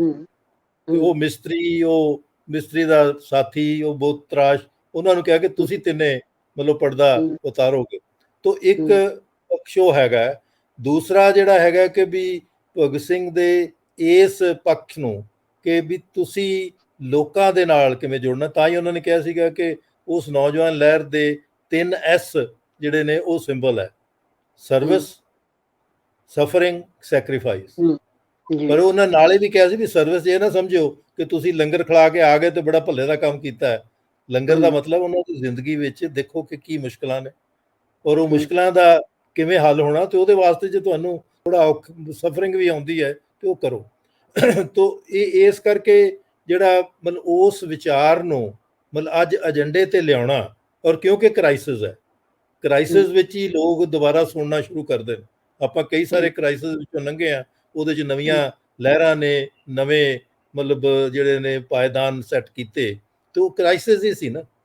ਕਿਉਂਕਿ ਜਦੋਂ ਬਿਲਕੁਲ ਐਮਰਜੈਂਸੀ ਦਾ ਕ੍ਰਾਈਸਿਸ ਸ਼ੁਰੂ ਹੋਇਆ ਸਾਨੂੰ ਪਤਾ ਲੱਗ ਗਿਆ ਕਿ ਵੀ ਹੁਣ ਇਹ ਕ੍ਰਾਈਸਿਸ ਇਹਨਾਂ ਕੋਲ ਹੱਲ ਨਹੀਂ ਹੋਣਾ, ਲੇਕਿਨ ਇਹ ਤੁਹਾਡੇ ਪੂਰੀ ਹੱਕਾਂ ਨੂੰ ਹੋਰ ਖੋਈ ਜਾਣਗੇ। ਮਤਲਬ ਉਹੀ ਹੋ ਰਿਹਾ। ਫਿਰ ਉਹ ਤੋਂ ਬਾਅਦ ਹੈ ਕਿ ਵੀ ਜਦੋਂ ਸੀ ਵੀ ਕਿਸਾਨਾਂ ਨੂੰ ਆਪਣੇ ਪੈਰਾਂ ਤੇ ਖੜੇ ਹੋਣ ਵਾਸਤੇ ਮੰਡੀ ਨੇ ਜਗ੍ਹਾ ਦਿੱਤੀ ਤੇ ਉਹ ਹੋਇਆ। ਤਾਂ ਮੇਰਾ ਇਹ ਹੈ ਕਿ ਵੀ ਇਹ ਜਿਹੜੇ ਆਸਪੈਕਟ ਨੇ ਅੱਜ ਉਹਨਾਂ ਦੇ ਉੱਤੇ ਬੜਾ ਸਮਝਦਾਰੀ ਨਾਲ ਔਰ ਨਵੇਂ ਮਤਲਬ ਜਿਹੜੇ ਤਜਰਬੇ ਨੂੰ, ਦੁਨੀਆ ਦੇ ਤਜਰਬੇ ਨੂੰ ਇਕੱਠੇ ਕਰਕੇ ਉਹਦੇ ਵਿੱਚੋਂ ਮਤਲਬ ਸਿੱਖਣ ਦੀ ਲੋੜ ਹੈ। ਅੱਛਾ, ਇੱਕ ਲਾਸਟ ਸਵਾਲ ਜੀ ਜੇ ਮੰਨ ਲਓ ਜੇ ਅੱਜ ਭਗਤ ਸਿੰਘ ਜਿਉਂਦਾ ਹੁੰਦਾ ਤਾਂ ਅੱਜ ਭਗਤ ਸਿੰਘ ਦਾ ਕੀ ਰੁਤਬਾ ਹੁੰਦਾ, ਜਾਂ ਅੱਜ ਭਗਤ ਸਿੰਘ ਕਿਸ ਤਰ੍ਹਾਂ ਦਾ ਹੁੰਦਾ? ਦੇਖੋ, ਭਗਤ ਸਿੰਘ ਇਹੀ ਕਹਿੰਦਾ ਕਿ ਵੀ ਜਿੱਦਾਂ ਮੈਂ ਨੌਜਵਾਨ ਲਹਿਰ ਖੜੀ ਕੀਤੀ ਸੀ, ਤੁਸੀਂ ਵੀ ਨੌਜਵਾਨ ਲਹਿਰ ਖੜੀ ਕਰੋ। ਪਹਿਲਾ ਪਾਰਟ ਤੇ ਹੈ ਕਿ ਵੀ ਜਿੱਦਾਂ ਵਿਗਿਆਨਕ ਸੋਚ ਵਾਲੇ, ਜੋਸ਼ ਤੇ ਹੋਸ਼ ਵਾਲੇ, ਪਰ ਉਹਨਾਂ ਨੇ ਵੀ ਕਿਹਾ ਸੀ ਕਿਤੇ ਇਹ ਨਾ ਹੋਵੇ ਕਿ ਕਦੀ ਤੁਸੀਂ ਜੋਸ਼ 'ਚੋਂ ਤੇ ਟਰਮਾ ਛੱਡ ਜਾਓ, ਤੇ ਟਰਮੇ ਵਾਲੇ ਮਤਲਬ ਜਿਹੜਾ ਤੁਹਾਡੀ ਅੱਜ ਕਿਸਾਨ ਲਹਿਰ ਜਿਹੜੀ ਹੈ ਉਹ ਕਰ ਰਹੀ ਹੈ। ਤੇ ਭਗਤ ਸਿੰਘ ਨੇ ਕਿਸਾਨ ਵਾਸਤੇ ਉਦੋਂ ਵੀ 2 ਫਰਵਰੀ ਨੂੰ ਇੱਕ ਪ੍ਰੋਗਰਾਮ ਲਿਖਤਾ ਸੀ, ਔਰ ਉਹਦੇ 'ਚ ਉਹਨਾਂ ਨੇ ਕਿਹਾ ਸੀ ਵੀ ਜਿੰਨਾ ਚਿਰ ਤੱਕ ਜ਼ਮੀਨ ਤੋਂ ਅਜਾਰੇਦਾਰੀ ਨਹੀਂ ਖਤਮ ਹੁੰਦੀ, ਉਹਨਾਂ ਚਿਰ ਤੱਕ ਤੁਸੀਂ ਮਤਲਬ ਕਿਸਾਨ ਨੂੰ ਕੋਈ ਭਲਾ ਨਹੀਂ ਹੋ ਸਕਦਾ। ਜਿੰਨਾ ਚਿਰ ਤੱਕ ਤੁਸੀਂ ਮਤਲਬ ਵਿੱਦਿਆ ਬੱਚਿਆਂ ਸਾਰਿਆਂ ਨੂੰ ਨਹੀਂ ਦਿੰਦੇ, ਉਹਨਾਂ ਨੂੰ ਫ੍ਰੀ ਵਿੱਦਿਆ ਮਿਲਣੀ ਚਾਹੀਦੀ ਹੈ। ਤਾਂ ਅੱਜ ਵੀ ਇਹ ਗੱਲ ਹੋ ਰਹੀ ਸੀ ਕਿ ਪਿੰਡ ਨੂੰ ਆਪਣਾ ਆਪ ਲੈਣਾ ਪੈਣਾ। ਤਾਂ ਭਗਤ ਸਿੰਘ ਅੱਜ ਵੀ ਉਹੀ ਗੱਲ ਕਰਦਾ ਜਿਹੜੀ ਗੱਲ ਉਹਨੇ 1924 ਵਿੱਚ ਇੱਕ ਨਵੀਂ ਨੌਜਵਾਨ ਲਹਿਰ ਖੜੀ ਕਰਨ ਲਈ ਕੀਤੀ ਸੀ, ਕਿਉਂਕਿ ਉਸ ਨੌਜਵਾਨ ਲਹਿਰ ਤੋਂ ਅਗਲੇ 7 ਸਾਲ ਮੈਂ ਸਵਾਲ ਨੂੰ ਦੂਜੇ ਰੂਪ ਚ ਪੁੱਛਦਾ ਜੀ। ਅੱਜ ਜੇ ਭਗਤ ਸਿੰਘ ਹੁੰਦਾ, ਅੱਜ ਜਿਹੜੀਆਂ ਰਾਜਨੀਤਿਕ ਪਾਰਟੀਆਂ ਨੇ ਜਿਹੜੀਆਂ ਅੱਜ ਭਗਤ ਸਿੰਘ ਦੇ ਹੰਮੇ ਦੰਮੇ ਨਾਲ ਵਾਰਸ ਹੋਣ ਦਾ ਦਾਅਵਾ ਕਰਦੀਆਂ ਨੇ ਔਰ ਉਹਦੇ ਬੁੱਤ ਵੀ ਲਾਉਂਦੀਆਂ ਨੇ, ਹੋਰ ਸਾਰਾ ਕੁਝ ਵੀ ਕਰਦੀਆਂ ਨੇ, ਉਹਨਾਂ ਦਾ ਨਜ਼ਰੀਆ ਜੇ ਅੱਜ ਭਗਤ ਸਿੰਘ ਹੁੰਦਾ ਕੀ ਇਹੋ ਹੀ ਹੁੰਦਾ ਜਾਂ ਬਦਲਿਆ ਹੁੰਦਾ? ਦੇਖੋ, ਪਹਿਲਾਂ ਭਗਤ ਸਿੰਘ ਦਾ ਨਜ਼ਰੀਆ ਉਹਨਾਂ ਬਾਰੇ ਕੀ ਹੁੰਦਾ? ਨਹੀਂ ਮਚਾਕੀ ਸਾਹਿਬ, ਪਹਿਲੀ ਤੇ ਹੈ ਕਿ ਜੋ ਉਹਨਾਂ ਨੇ ਉਦੋਂ ਵੀ ਜੋ ਨਜ਼ਰੀਆ ਸੀ ਕਿ ਉਦੋਂ ਵੀ ਉਹ ਕਲਾਸ ਜਮਾਤਾਂ ਸੀਗੀਆਂ ਜਿਹੜੀਆਂ ਆਪਣੇ ਹਿੱਤ ਨੂੰ ਅੰਗਰੇਜ਼ਾਂ ਦੇ ਹਿੱਤ ਨਾਲ ਜਾਂ ਸਾਮਰਾਜ ਦੇ ਹਿੱਤ ਨਾਲ ਜੋੜ ਕੇ ਦੇਖਦੀਆਂ ਸੀ। ਅੱਜ ਵੀ ਜੇ ਉਹੀ ਸਮੱਸਿਆ ਹੈ। ਅੱਜ ਦਾ ਜਿਹੜਾ ਰਾਜ ਕਰਨ ਵਾਲਾ ਹੈ ਉਹ ਆਪਣਾ ਹਿੱਤ ਮਤਲਬ ਕਾਰਪੋਰੇਟ ਦੇ ਹਿੱਤ ਨਾਲ ਜੋੜ ਕੇ ਦੇਖ ਰਿਹਾ, ਵਰਲਡ ਕਾਰਪੋਰੇਟ ਨਾਲ ਦੇਖ ਰਿਹਾ। ਆ ਤੇ ਕਰਿੰਦੇ ਨੇ ਵਰਲਡ ਕਾਰਪੋਰੇਟ ਦੇ ਜਿਹੜੇ ਹਿੰਦੁਸਤਾਨ ਦੇ ਕਾਰਪੋਰੇਟ ਨੇ। ਤੋ ਉਹ ਭਗਤ ਸਿੰਘ ਉਦੋਂ ਵੀ ਉਹੀ ਕਹਿ ਰਿਹਾ ਤੇ ਹੁਣ ਵੀ ਉਹੀ ਕਹਿੰਦਾ ਕਿ ਵੀ ਲੋਕਾਂ ਦਾ ਭਲਾ ਤਾਂ ਹੋਣਾ ਹੈ ਜੇ ਤੁਸੀਂ ਇਹ ਰਿਸ਼ਤੇ ਨੂੰ ਕਾਰਪੋਰੇਟ ਵਾਲੇ ਨੂੰ, ਔਰ ਉਹਦਾ ਅਪੋਜ਼ ਕਰਦਾ, ਔਰ ਉਹ ਕਦੀ ਵੀ ਮਤਲਬ ਜਿਹੜੀ ਮਤਲਬ ਪਾਵਰ ਲੋਕਾਂ ਦੇ ਹੱਥ 'ਚ ਕਿਵੇਂ ਜਾਵੇ। ਔਰ ਉਹ ਮੈਂ ਸਮਝਦਾ ਕਿ ਹੁਣ ਵੀ ਲੋਕਾਂ ਨੂੰ ਆ ਜਿਹੜੀ ਕਿਸਾਨ ਮੂਵਮੈਂਟ ਨੇ ਇੱਕ ਚੀਜ਼ ਤੇ ਸਾਬਤ ਕਰ ਦਿੱਤੀ ਹੈ ਕਿ ਲੋਕ ਬੜੇ ਲੰਬੇ ਮਤਲਬ ਦਾਈਏ ਨਾਲ ਖੇਡ ਸਕਦੇ ਨੇ, ਕਿਉਂਕਿ ਉਹਦੇ ਕੋਲ ਰੋਟੀ ਖਾਣ ਨੂੰ ਹੈ।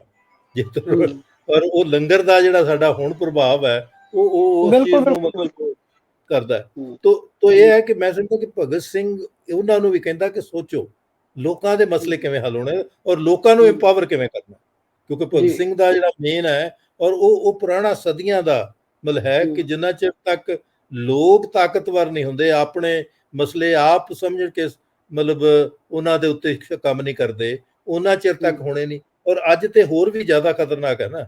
ਅੱਗੇ ਤੇ ਕੋਈ ਪਿੰਡ ਦਾ ਹਾਮੀ ਭਾ ਲੈਂਦਾ ਸੀ, ਹੁਣ ਜਿਹੜਾ ਨਵ ਉਦਾਰਵਾਦ ਹੈ ਉਹਦੇ 'ਚ ਤੁਹਾਡੇ ਪਿੰਡ ਦਾ ਏਜੰਡਾ ਹੀ ਨਹੀਂ ਹੈ, ਸਵਾਏ ਇਹਦੇ ਕਿ ਉਹਦੀ ਜਿਹੜੇ ਰਿਸੋਰਸਿਸ ਨੇ ਖੇਤੀ ਦੇ, ਉਹਨਾਂ ਤੇ ਕਾਰਪੋਰੇਟ ਨੇ ਕਬਜ਼ਾ ਕਿਵੇਂ ਕਰਨਾ, ਜਿਹਨੂੰ ਮੈਂ ਦੱਸਿਆ ਕਿ ਦਿੱਲੀ 'ਚ ਉਹਨਾਂ ਨੇ ਰਿਵਰਸ ਕੀਤਾ। ਤੋ ਇਸ ਕਰਕੇ ਮੈਂ ਸਮਝਦਾ ਕਿ ਜਿਹੜਾ ਮਤਲਬ ਹੈ ਕਿ ਪਾਰਟੀਆਂ ਨੂੰ ਵੀ ਭਗਤ ਸਿੰਘ ਤੋਂ ਇਹ ਚੀਜ਼ ਸਿੱਖਣ ਦੀ ਲੋੜ ਹੈ ਕਿ ਤੁਸੀਂ ਕ੍ਰਾਈਸਿਸ ਨੂੰ ਉਹਦੇ ਮੂਲ ਰੂਪ ਵਿੱਚ ਕਿਵੇਂ ਪਛਾਣਨਾ ਹੈ ਔਰ ਉਹਦੇ ਵਾਸਤੇ ਆਲਟਰਨੇਟਿਵ ਕਿਵੇਂ ਖੜੇ ਕਰਨੇ ਨੇ। ਔਰ ਆਲਟਰਨੇਟਿਵ ਲੋਕਾਂ ਨੂੰ ਪਾਵਰ ਦਿੱਤੇ ਬਗੈਰ ਨਹੀਂ ਹੋ ਸਕਦਾ। ਔਰ ਇਹ ਗੱਲ ਹਾਂ, ਦੇਖ ਰਹੇ ਸੀ ਕਿ ਬਾਬਾ ਸਾਹਿਬ ਅੰਬੇਦਕਰ ਵੀ ਇਹੀ ਗੱਲ ਕਹਿ ਰਿਹਾ ਕਿ ਭਾਈ ਅਸੀਂ ਜੀ ਕਨਸਟੀਟਿਊਸ਼ਨ ਬਣਾਤਾ ਹੈ, ਲੇਕਿਨ ਇਕੁਐਲਿਟੀ ਤੇ ਫਰਟਰਨਿਟੀ ਦੋਨੋਂ ਇਕੱਠੇ ਚੱਲਣਗੇ ਤਾਂ ਮਤਲਬ ਜਸਟਿਸ ਬਣਨਾ ਹੈ। ਔਰ ਭਗਤ ਸਿੰਘ ਵੀ ਕਹਿੰਦੇ ਨੇ ਕਿ ਜੇ ਬਰਾਬਰਤਾ ਲਿਆਉਣੀ ਹੈ ਤੇ ਭਾਈਚਾਰਾ ਜਿਹੜਾ ਹੈ ਉਹ ਮਜ਼ਬੂਤ ਹੋਣਾ ਚਾਹੀਦਾ। ਤੋ ਇਹ ਇਸ ਕਰਕੇ ਅੱਜ ਉਹ ਉੱਥੇ ਖੜਾ ਹੁੰਦਾ, ਉਹ ਲੋਕਾਂ ਨਾਲ ਖੜਾ ਹੁੰਦਾ, ਮਤਲਬ ਪਾਵਰ ਨਾਲ ਨਹੀਂ ਸੀ ਖੜਾ ਹੋਣਾ ਉਹਨੇ। ਜੀ ਸ਼ੁਕਰੀਆ ਪ੍ਰੋਫੈਸਰ ਸਾਹਿਬ, ਤੁਸੀਂ ਸਮਾਂ ਦਿੱਤਾ ਔਰ ਸ਼ਹੀਦ ਭਗਤ ਸਿੰਘ ਬਾਰੇ ਤੁਸੀਂ ਬਹੁਤ ਕੁਝ ਸਾਂਝਾ ਕੀਤਾ, ਉਹਨਾਂ ਦੇ ਬਚਪਨ ਬਾਰੇ, ਉਹਨਾਂ ਦੇ ਵਿਚਾਰਧਾਰਾ ਬਾਰੇ। ਇੱਕ ਵਾਰ ਫਿਰ ਤੁਹਾਡਾ ਸ਼ੁਕਰੀਆ। ਫਿਰ ਕਿਸੇ ਵਕਤ ਤੁਹਾਡੇ ਨਾਲ ਹੋਰ ਗੱਲਾਂ ਕਰਾਂਗੇ। ਫਿਲਹਾਲ ਇੰਨਾ ਹੀ। ਤੇ ਦਰਸ਼ਕੋ, ਤੁਹਾਡਾ ਵੀ ਬਹੁਤ ਬਹੁਤ ਸ਼ੁਕਰੀਆ। ਤੁਸੀਂ ਵਕਤ ਕੱਢ ਕੇ ਬੜਾ ਇਹਨੂੰ ਗੰਭੀਰਤਾ ਨਾਲ ਇਸ ਟਾਕ ਨੂੰ ਸੁਣਿਆ ਹੋਵੇਗਾ ਔਰ ਤੁਹਾਨੂੰ ਇਹ ਟਾਕ ਚੰਗੀ ਵੀ ਲੱਗੀ ਹੋਏਗੀ। ਤੇ ਜੇ ਚੰਗੀ ਲੱਗੀ ਹੈ, ਤੁਸੀਂ ਚਾਹੁੰਦੇ ਹੋਵੋਗੇ ਕਿ ਟਾਕ ਹੋਰ ਲੋਕਾਂ ਤੱਕ ਜਾਵੇ, ਤਾਂ ਫਿਰ ਪਲੀਜ਼ ਇਸ ਨੂੰ ਤੁਸੀਂ ਲਾਈਕ ਕਰਿਓ, ਸ਼ੇਅਰ ਕਰਿਓ। ਧੰਨਵਾਦ। ਫਿਰ ਮਿਲਾਂਗੇ ਕਿਸੇ ਹੋਰ ਮੁੱਦੇ ਨੂੰ ਲੈ ਕੇ। ਉਹਨਾਂ ਚਿਰ ਇਜਾਜ਼ਤ ਦਿਓ। ਸਤਿ ਸ੍ਰੀ ਅਕਾਲ। ਆਦਾਬ। ਸਤਿ ਸ੍ਰੀ ਅਕਾਲ, ਬਹੁਤ ਬਹੁਤ ਧੰਨਵਾਦ।